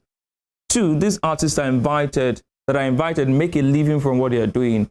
Abolish Semo says, cost is immaterial to the means for fundraising. How are we taught in scripture to do that? How is it that holding people to a more conservative outlook with regards to that, which is being obtainable in scripture, is described as disingenuous? Are you really tolling this line? Now, that is that on the issue of gospel and payment. Now we move on to Lagos, and in a very sad story yesterday, you can see on your screen that many people were feared dead as 40-feet containers fall on cars in Lagos. But eventually, we were made to know that only one person, the driver of the Danfo involved in that accident, died. Other persons escaped. But it is a sad story. Now let's see how people are responding to that on social media. Observation Lord says, until Nigeria starts doing the right thing, unfortunately things like this will keep happening. Any truck conveying containers should be low bed. And if they use high bed, they've got to belt it. But you will never see such too bad. ECEC says, can these container carrying trucks be moving at night only? Our roads are too bad, and even the strapped ones can still fall. The next comment up there is from Retired Nigerian. It says, only one death. I was there live, like I said, and you can't imagine the fine margins with which others escaped. If Nigeria had a working emergency system, the guy who didn't make it would probably been saved. You can't imagine the sadness I felt seeing someone struggling helplessly for his life. I have never been more heartbroken and sad. Next comment is from Nigerian Landlord. And then he says, Kai Yahala, if roads are good, vehicles inspections officers are doing their jobs diligently. Road safety aren't just issuing driver's license to anyhow citizens. Nigerians driving with caution and most importantly, follow the rules, the road rules, and maybe people for they are alive today. And the next comment is from Falconizer. Trucks are not allowed to ply certain roads in daytime in many Western countries, if not all. In Nigeria, nobody cares about governance. They are all playing politics. Instead of being proactive in action, we are reactive emotionally only when tragedies occur. So sad. And the last comment there is from Reg Ledger. It says, I thought we all agreed the last time something like this happened that we should keep good distance from trailers carrying containers. Don't drive by the side of one / be close to one on a Nigerian road. Patience, this could have been averted. Sad thing. And that's all we have for you on Spring Trends this morning. Don't forget to follow us on all our social media handles on Facebook and Instagram at Western Spring Television. On Twitter, it is at WSTV. You can also watch us live and subscribe to our YouTube at Western Spring Television. On Twitter at WSTV_NG. Now, because it's the weekend and because Christmas is in 2 days, we'd like to ask you to please avoid any form of violence. If you get involved in a fisticuff, try to solve it amicably. And my name is Emmanuel Ojadigele. I'll be leaving you with this video of a thief who was caught somewhere in the southeast, and instead of jungle justice, this is what happened to him. Have a lovely weekend.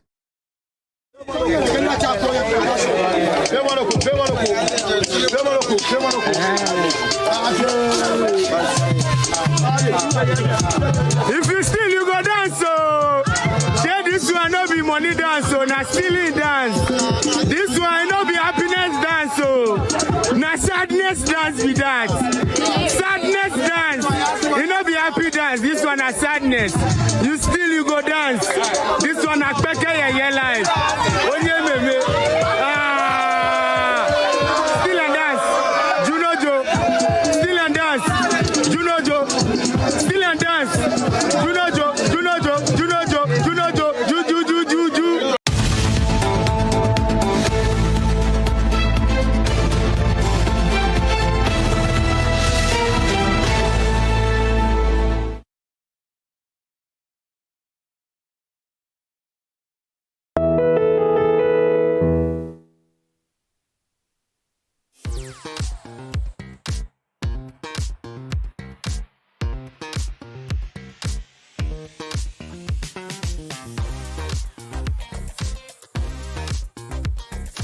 Turn it up! It's the Wild Wild West.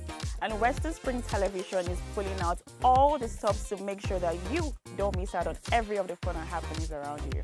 Yup, we've got you covered because your girl got all the juiciest tidbits and entertainment news from around the world.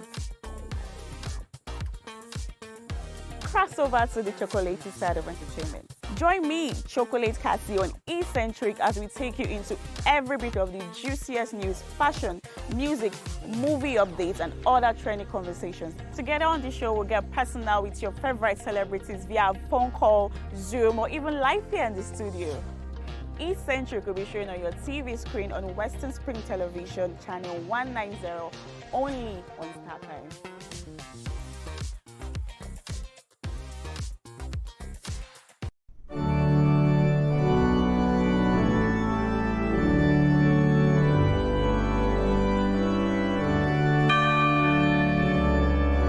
Here are 5 amazing fun facts I bet you never knew about Christianity.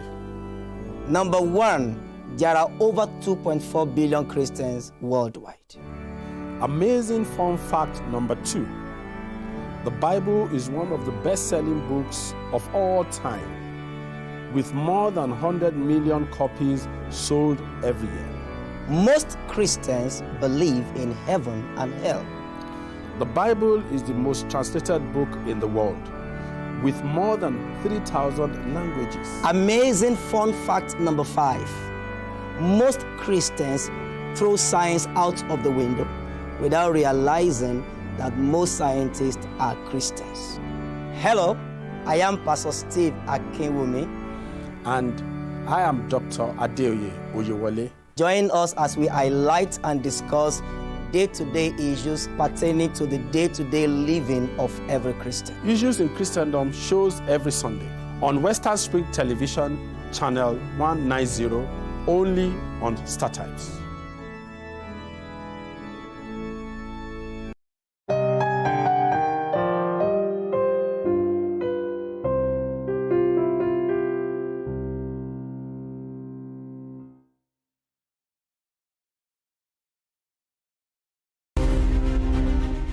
Abraham Lincoln had a unique, indomitable courage to aspire for his goal.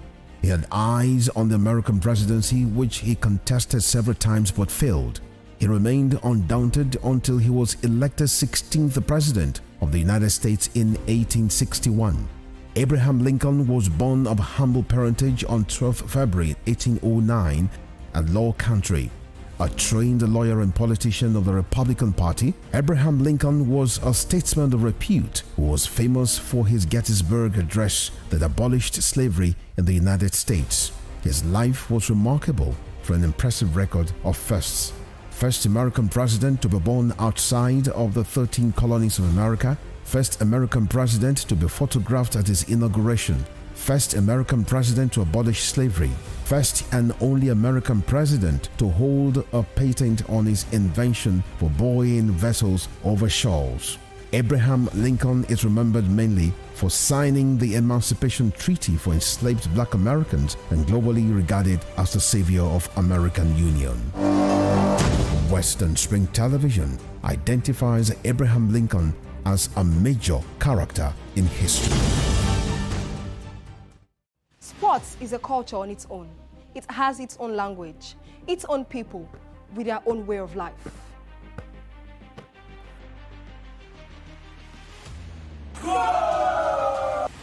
The world of sports is never void of actions, stories, dramas, and scandals. I guess you need a sports show that can walk the walk and talk the talk.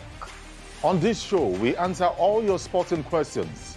The whens, the whys, the wheres, and even the what ifs. Sports Spring is that show that will give you that new lease of life you've been looking for in sport journalism. Join me, Joseph Atewe, and your sports Amazon, Nengi Ernest. on this station, Western Spring Television, channel 190, only on StarTimes. Let's talk sports. Let's speak the most universal language of the world. Arrested, affected, sound, found. What do we see? What do we say? Flowing from a spring. I packed A to Z. check and confirm. Eva is pounding current events, traveling down from the business gist to the globally arising happenings, to the sports news, to the bittersweet infos. Guided transmission, even diffusion, vast and fast, detailed facts are fled. Within seconds, nuggets of words that flew across borders are fired. Stories short and long, wrapped in bundles of words, broken and dissected as it is, except misheard. This is the news as it is.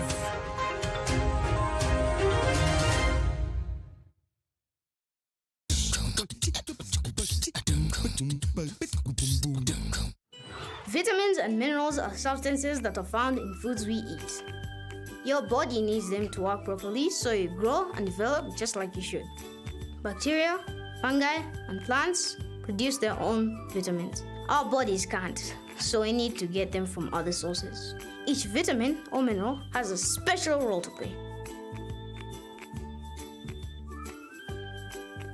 Vitamin D is very important for strong bones and teeth.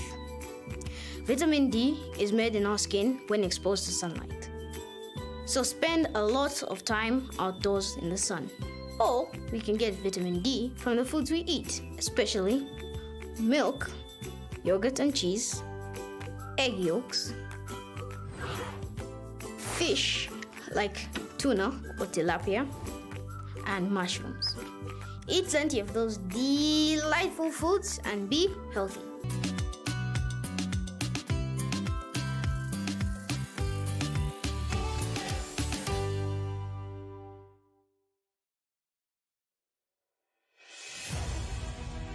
Can you imagine the feeling when you get your news as the break with facts and clarity?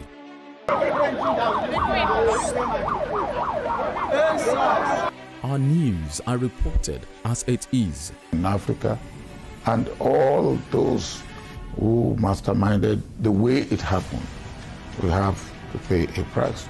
Enjoy Western programs, projecting culture and tradition to the world.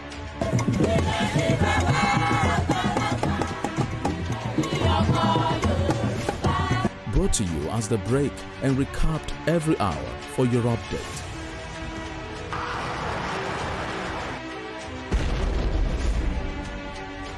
We must never forget the sacrifices of the heroes of Nigeria's democracy. Produced and brought to you in a unique way never before seen. Western Spring. Western Spring. And Western Spring Television. Television is coming home in your color and culture.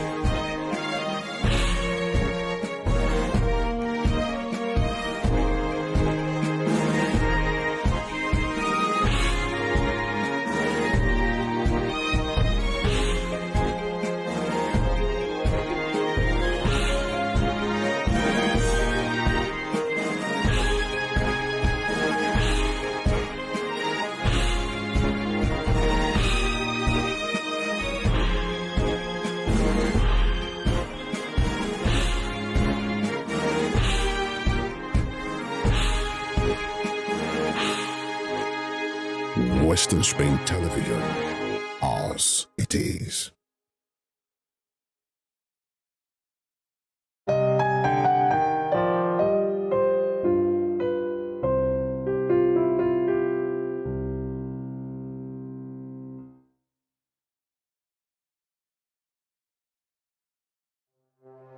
Arrested, affected, sound, found.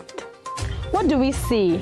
What do we say? Flowing from a spring. A fact A to Z. Check. and confirm. Eva is pounding current events, traveling down from the business gist to the globally arising happenings, to the sports news, to the bittersweet infos. Guided transmission, even diffusion, vast and fast, detailed facts are fled.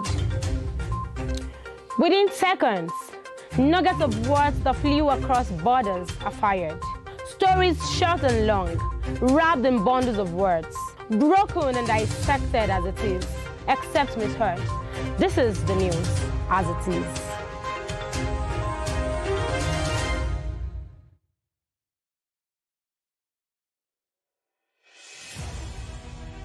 Can you imagine the feeling when you get your news as they break with facts and clarity?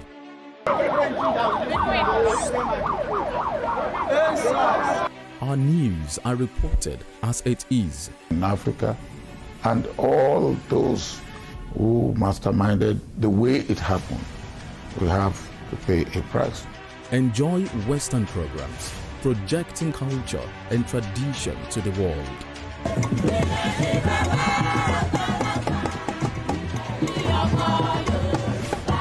Brought to you as the break and recapped every hour for your update.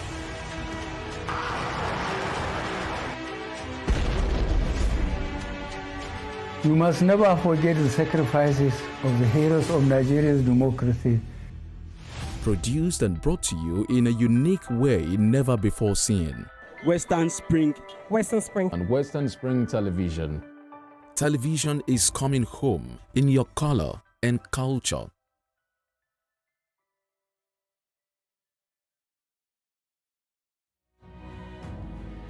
According to the words of Michael Forbes, one who never asks questions either knows everything or nothing.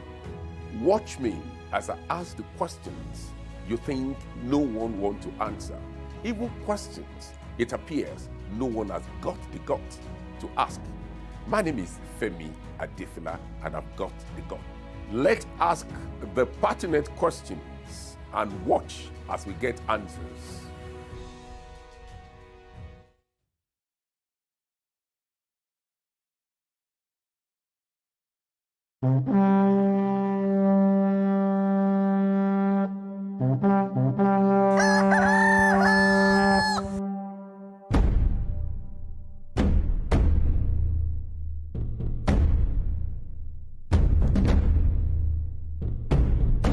Àtótó arére. Kò ṣeé má gbọ́ ìròyìn.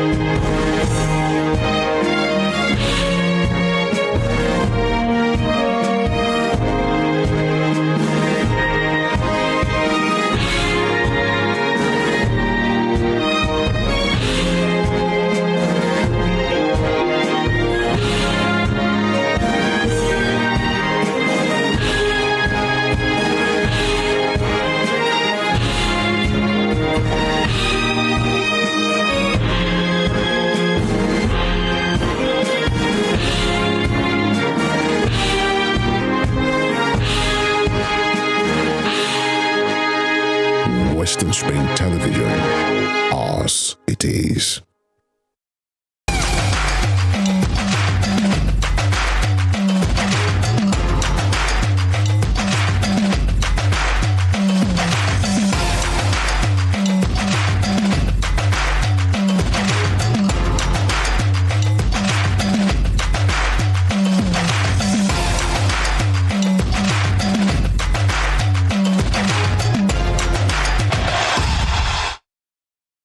A beautiful morning to you and welcome to the Friday edition of Sports Spring on Western Spring Television. My name is Nengi Enes, and of course, it's good news to behold that the Nigerian Professional Football League has finally gotten a kick-off date that is slated for the 8th of January 2023.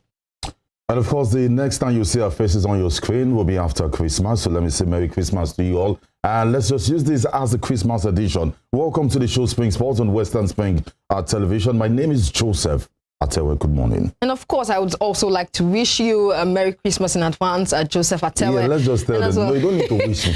No. Because I want to your house. Yeah, of course. Anyways, there's no other better way than for us to start from our local sports, the local scene, talking about the Nigerian Professional Football League. Finally, it is January 8th that is slated for the kickoff date. And Honorable Gbenga Elegbeleye is saying that date is sacrosanct. And aside from that, they're trying to tell us about the fact that the NPFL for this time around will be an abridged version of the league, Joseph.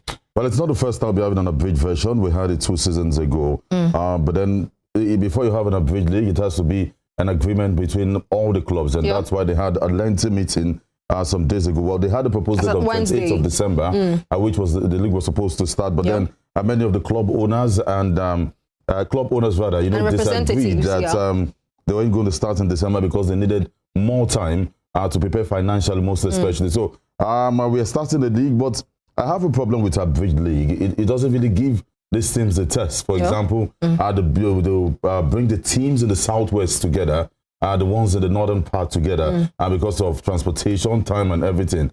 So, for example, if I cannot beat the teams I have in Lagos, Ibadan, that means I'm going nowhere.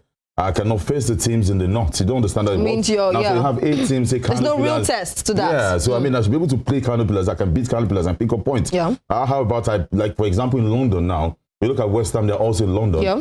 The chances that West Ham cannot beat Arsenal, Tottenham, and other clubs in London is high. But they can beat teams from Scotland. Do you understand? Other teams. So those, you don't have that because, I mean, for example, you have Sunshine Stars taking on a team in Lagos, for example, and maybe they're better off. So they don't give them the opportunity to really test themselves and, really get the needed points. So it has to be those set of players. And that was what got them this team relegated at some point, Shooting Stars. It was a big league. They could not cope. And see what they did in the NNL. They won the competition and came back to the league. Tournament, when they started, after that season, after the abridged season, the next one we had a full season. They remained in the Premier League. So now we are having a abridged league. Well, if all the clubs have agreed to that, well, it's good for me. I don't think this is a serious league. And of course, Honorable Gbenga has also said that definitely the NPFL is not shifting grounds on the fact that the league is going to be an abridged league format. And as regards financial support for clubs going into the new season,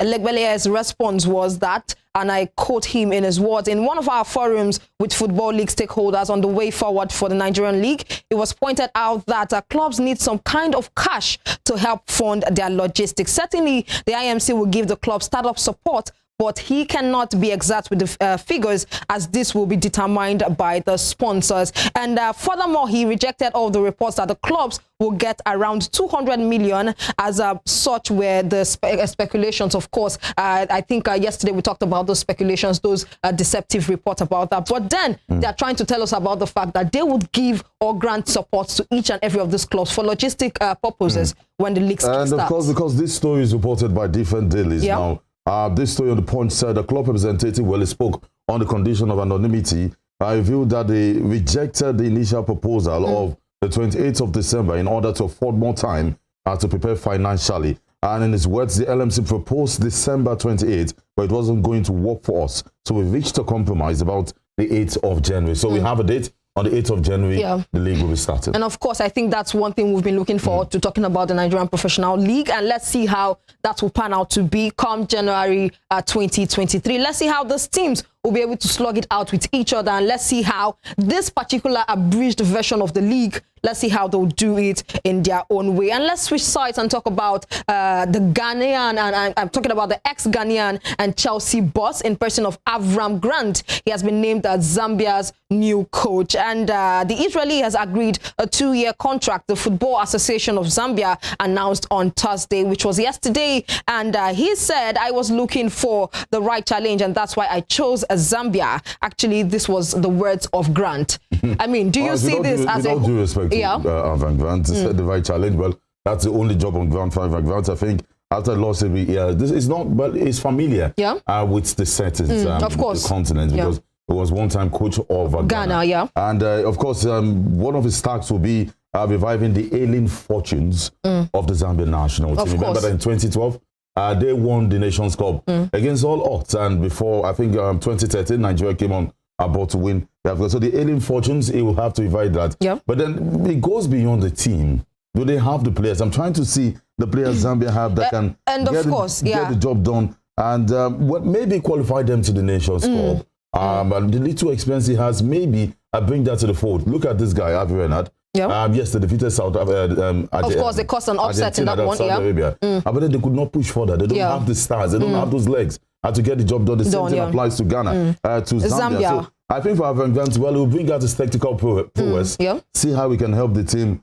But I still don't think that the Zambian national team has those talents, quality, and what they need to do.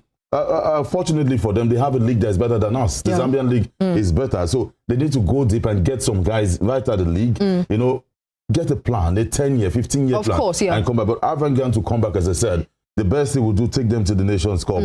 But of course, and see how that pans out to be. And of course, let's talk about the talented players. Some of the talented players, a few of them that Zambia have. However, Zambia have several talented young players, including Rangers forward in person of Fashion Sakala and Leicester City striker Patson Daka, who won the Under-20 Nations Cup in 2017 and reached the quarterfinals of the Under-20 World Cup the same year. And most definitely, with this few hands, I think they would need more hands on deck. And let's not forget about the fact that Grant has previous experience managing in Africa, having led Ghana to the finals at the 2015 African Cup of Nations, where they were beaten on penalties by Ivory Coast, but resigned after finishing 4th in the same competition 2 years later. Okay, and of course, away from Zambia, we'll be moving to Morocco. And what we have from Morocco is that the groundbreaking coach, is it Vigagro now? That's his name. It's threatening to resign.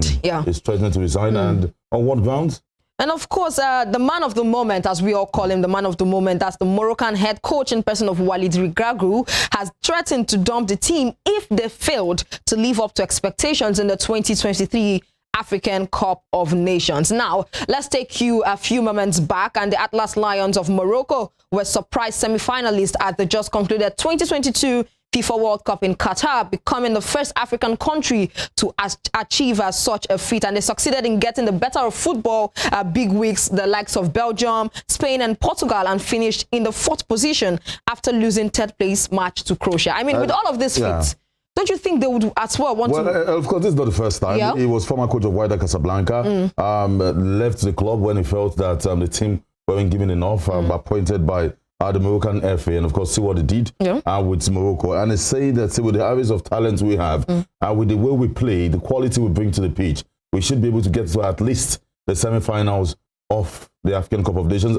Unfortunately for the Moroccans, so every time they met Nigeria, I mean, look at the way Morocco plays, and look at Nigeria play on your screen. You want to believe that Morocco will defeat Nigeria. Unfortunately, they meet up some small teams like Zambia, like Guinea-Bissau. They drew 1-1 with Guinea-Bissau. Another thing like Morocco, and that is what it's saying. We have made that plan. We've shown to the world that we can get these things done. So what we are saying is get to the semi-finals at least of the African Cup of Nations. And with what we saw in Qatar from the Moroccan side, they have the quality. They have the quality, of course. And of course, they have a coach, not just talking about the depth of the players or the squad. Let's talk about the coach who has the ability to be able to display much technicalities on the pitch. Walid again, that's a former coach of Wydad Casablanca, is that he's used to the term.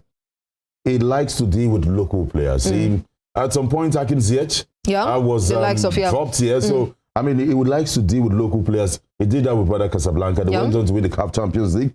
So, yes, they have the quality to go. But then, I don't write out all the national teams in Africa. In Africa, rather, like the Senegalese national team, these guys have also had a plan that they want to win the Nations Cup back to back. Of course, I mean, every team, just like the captain of England in person of Harry Kane, he talked about the fact that when they were going to the World Cup, I mean, every team, every club that goes there definitely has a plan and a hope to be able to achieve more than what they've set as goals. And definitely, let's see how the AFCON pans out to be for Morocco. judging from the fact that they've been able to perform various feats when it comes to achieving something. Semi-finalists, I think that's not a bad job, though, for Africa. And definitely they will be able to replicate that I think for a team like Morocco, what it's saying is get to the semis at least. If not, at least, yeah. Leave the job. And to get into the semis, if that's your target, I even have a problem.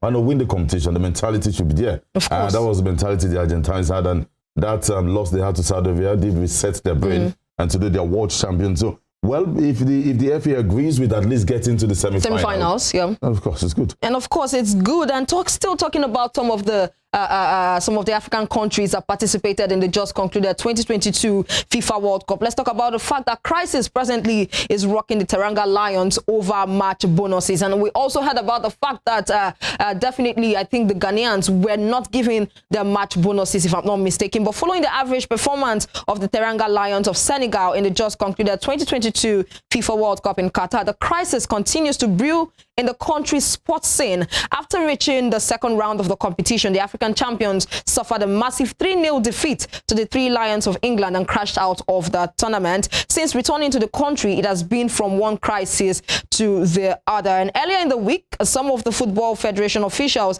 made the move to terminate the appointment of the team head coach in person of Aliou Cissé, citing exhaustion as the reason. And the latest update now from the country indicated that the athletes from the sport have risen against the country's president, Macky Sall, after he announced that he will pay the bonus of the quarterfinal to the players despite not reaching the stage. Now, the plan was get to the quarterfinals. Yeah, the plan was to get to quarterfinals, but they did not achieve that. They crashed out of round of 16 to England, the better side.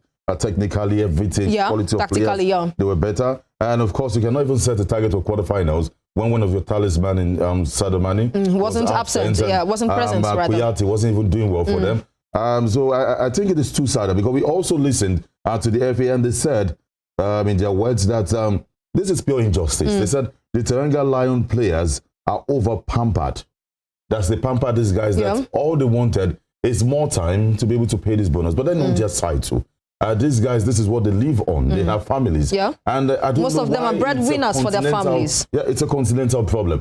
You might say they play for big clubs. I mean, they make... Of course, I to play for the national team too. I pay my money. So it's a continental problem. We see what is happening in Nigeria too. Yes, of course. They're still owing Genedraw over 50 million naira or more from the job he has done it. What's it about now? The Cameroonian players also protested. The Tunisian players protested, I think, 2 days before they were paid their bonuses when they arrived. So it's a continental problem that we need to look into. And the only way this can work is that the continent, Africa itself. Why are we not growing? It's because, see, it's in our blood, thieves. We like to selfishness. Yeah, that's why it is. Look at Africa, for example.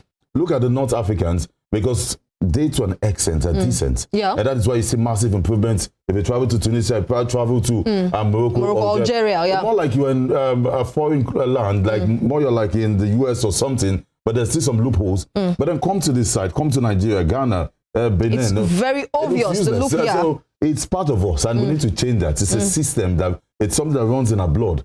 We like to steal. We like to do things the wrong way. And I'm just being that's what is affecting us. And that is what is affecting us. I mean, it's a continental problem, as I said. Have you ever seen the U.S. national team come out to protest? Or the Belgium national team, even after they disgrace their country? You can't find that. You can't find that happening. The likes of Spain also. But in Africa, we are thieves. I mean, it is until you come out to protest, that is when they will give you a listening ear. And that is definitely what we've seen these players do. But moving aside from that, let's talk about the fact that our own very star in the person of Asishat Oshoala, the Super Falcons and FC Barcelona Feminine forward, was able to get a goal. And I mean, out of excitement yesterday, she was so happy. She came out to talk about the fact that finally, she got her very first goal at Camp Nou, and all glory to Almighty Allah, and she's forever grateful for how blessed she is. I mean, isn't she blessed? So blessed. As a lady, now my babe. But as a lady, I mean, playing for a club like Barcelona, the first Nigerian, the first Africans who would do that at Barcelona Feminine, and she's not just a figurehead, and she contributes immensely.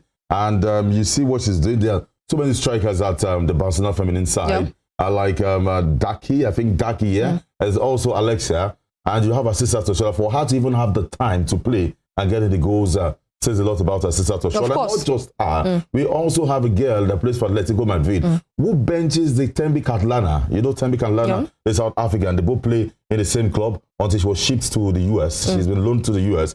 And so it talks about the quality when it comes to female football in Nigeria. We also have some of our stars, the old ones, the Desire Panozes, who played their trade in China.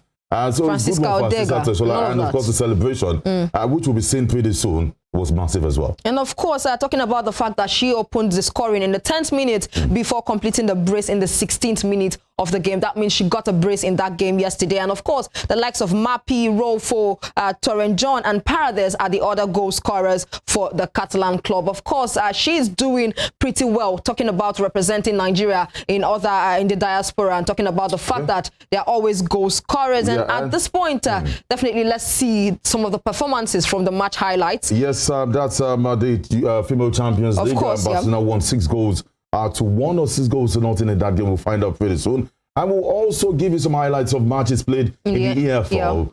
Liverpool, Manchester City, we did predicted, that's going to be a tough one, but Manchester City, anytime, any day, has got that extra man in Erling Haaland, and it is scored yesterday. Rare thing that Barcelona go into this stage of this competition knowing they still have some work to do.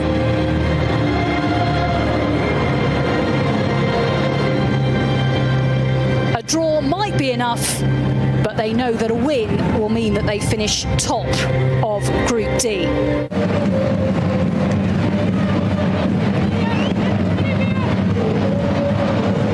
Chance for a cross from the left-hand side, finds a head that goes wide. Rolfo waiting patiently on the far side of the pitch, the left-hand side, and the ball does now find her. She'll be planning to put a cross in. She does get the cross in, and the touch takes it just wide. She made her first Champions League starts in the home loss against Bayern Munich last week. Now another chance, and this one, ends up coming back off the crossbar and then goes in, and it's Oshuala to give Barcelona the lead inside the first 10 minutes. Well, Mikasa had tried and tried to keep this Barcelona side out. Well, that first opportunity for Barcelona was tipped onto the crossbar by the Rosengard's goalkeeper. It's Bonmati who had the initial shot with her left boot. One more goal in this game for Barcelona, and it will be the most goals scored by a team in the group stages of the UEFA Women's Champions League.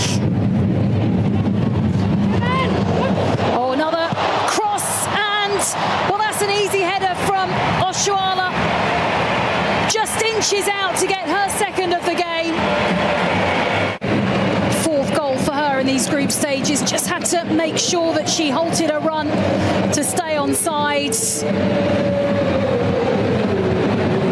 Cross when it came in.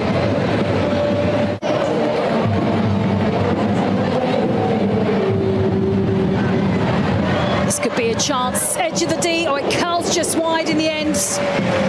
Aitana Bonmati.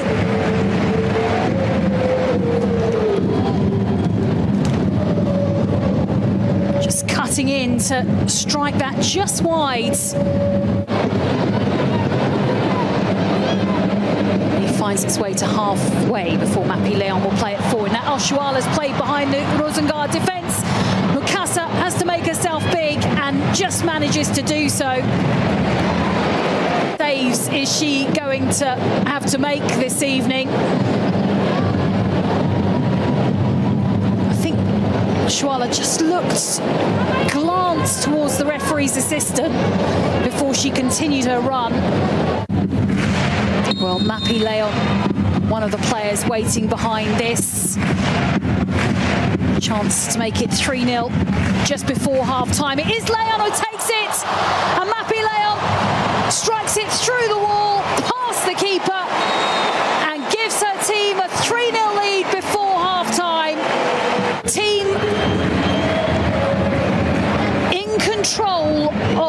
game are at the top of Group D as things stand.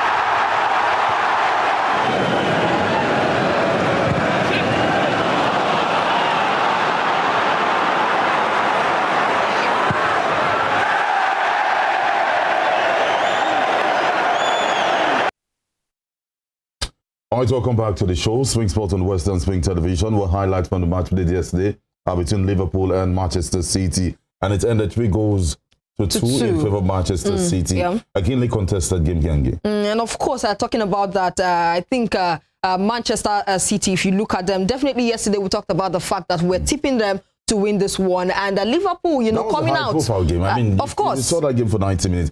I did tell someone, I mean, moment where we thought that France and Argentina had given us the game of the year, and Manchester City and Liverpool decided to give us something extraordinary. Yes, this game was superb. I enjoyed it. Beautiful game. And it was a test of quality from both sides. Both sides, and yes. Liverpool did test the defense of Manchester City.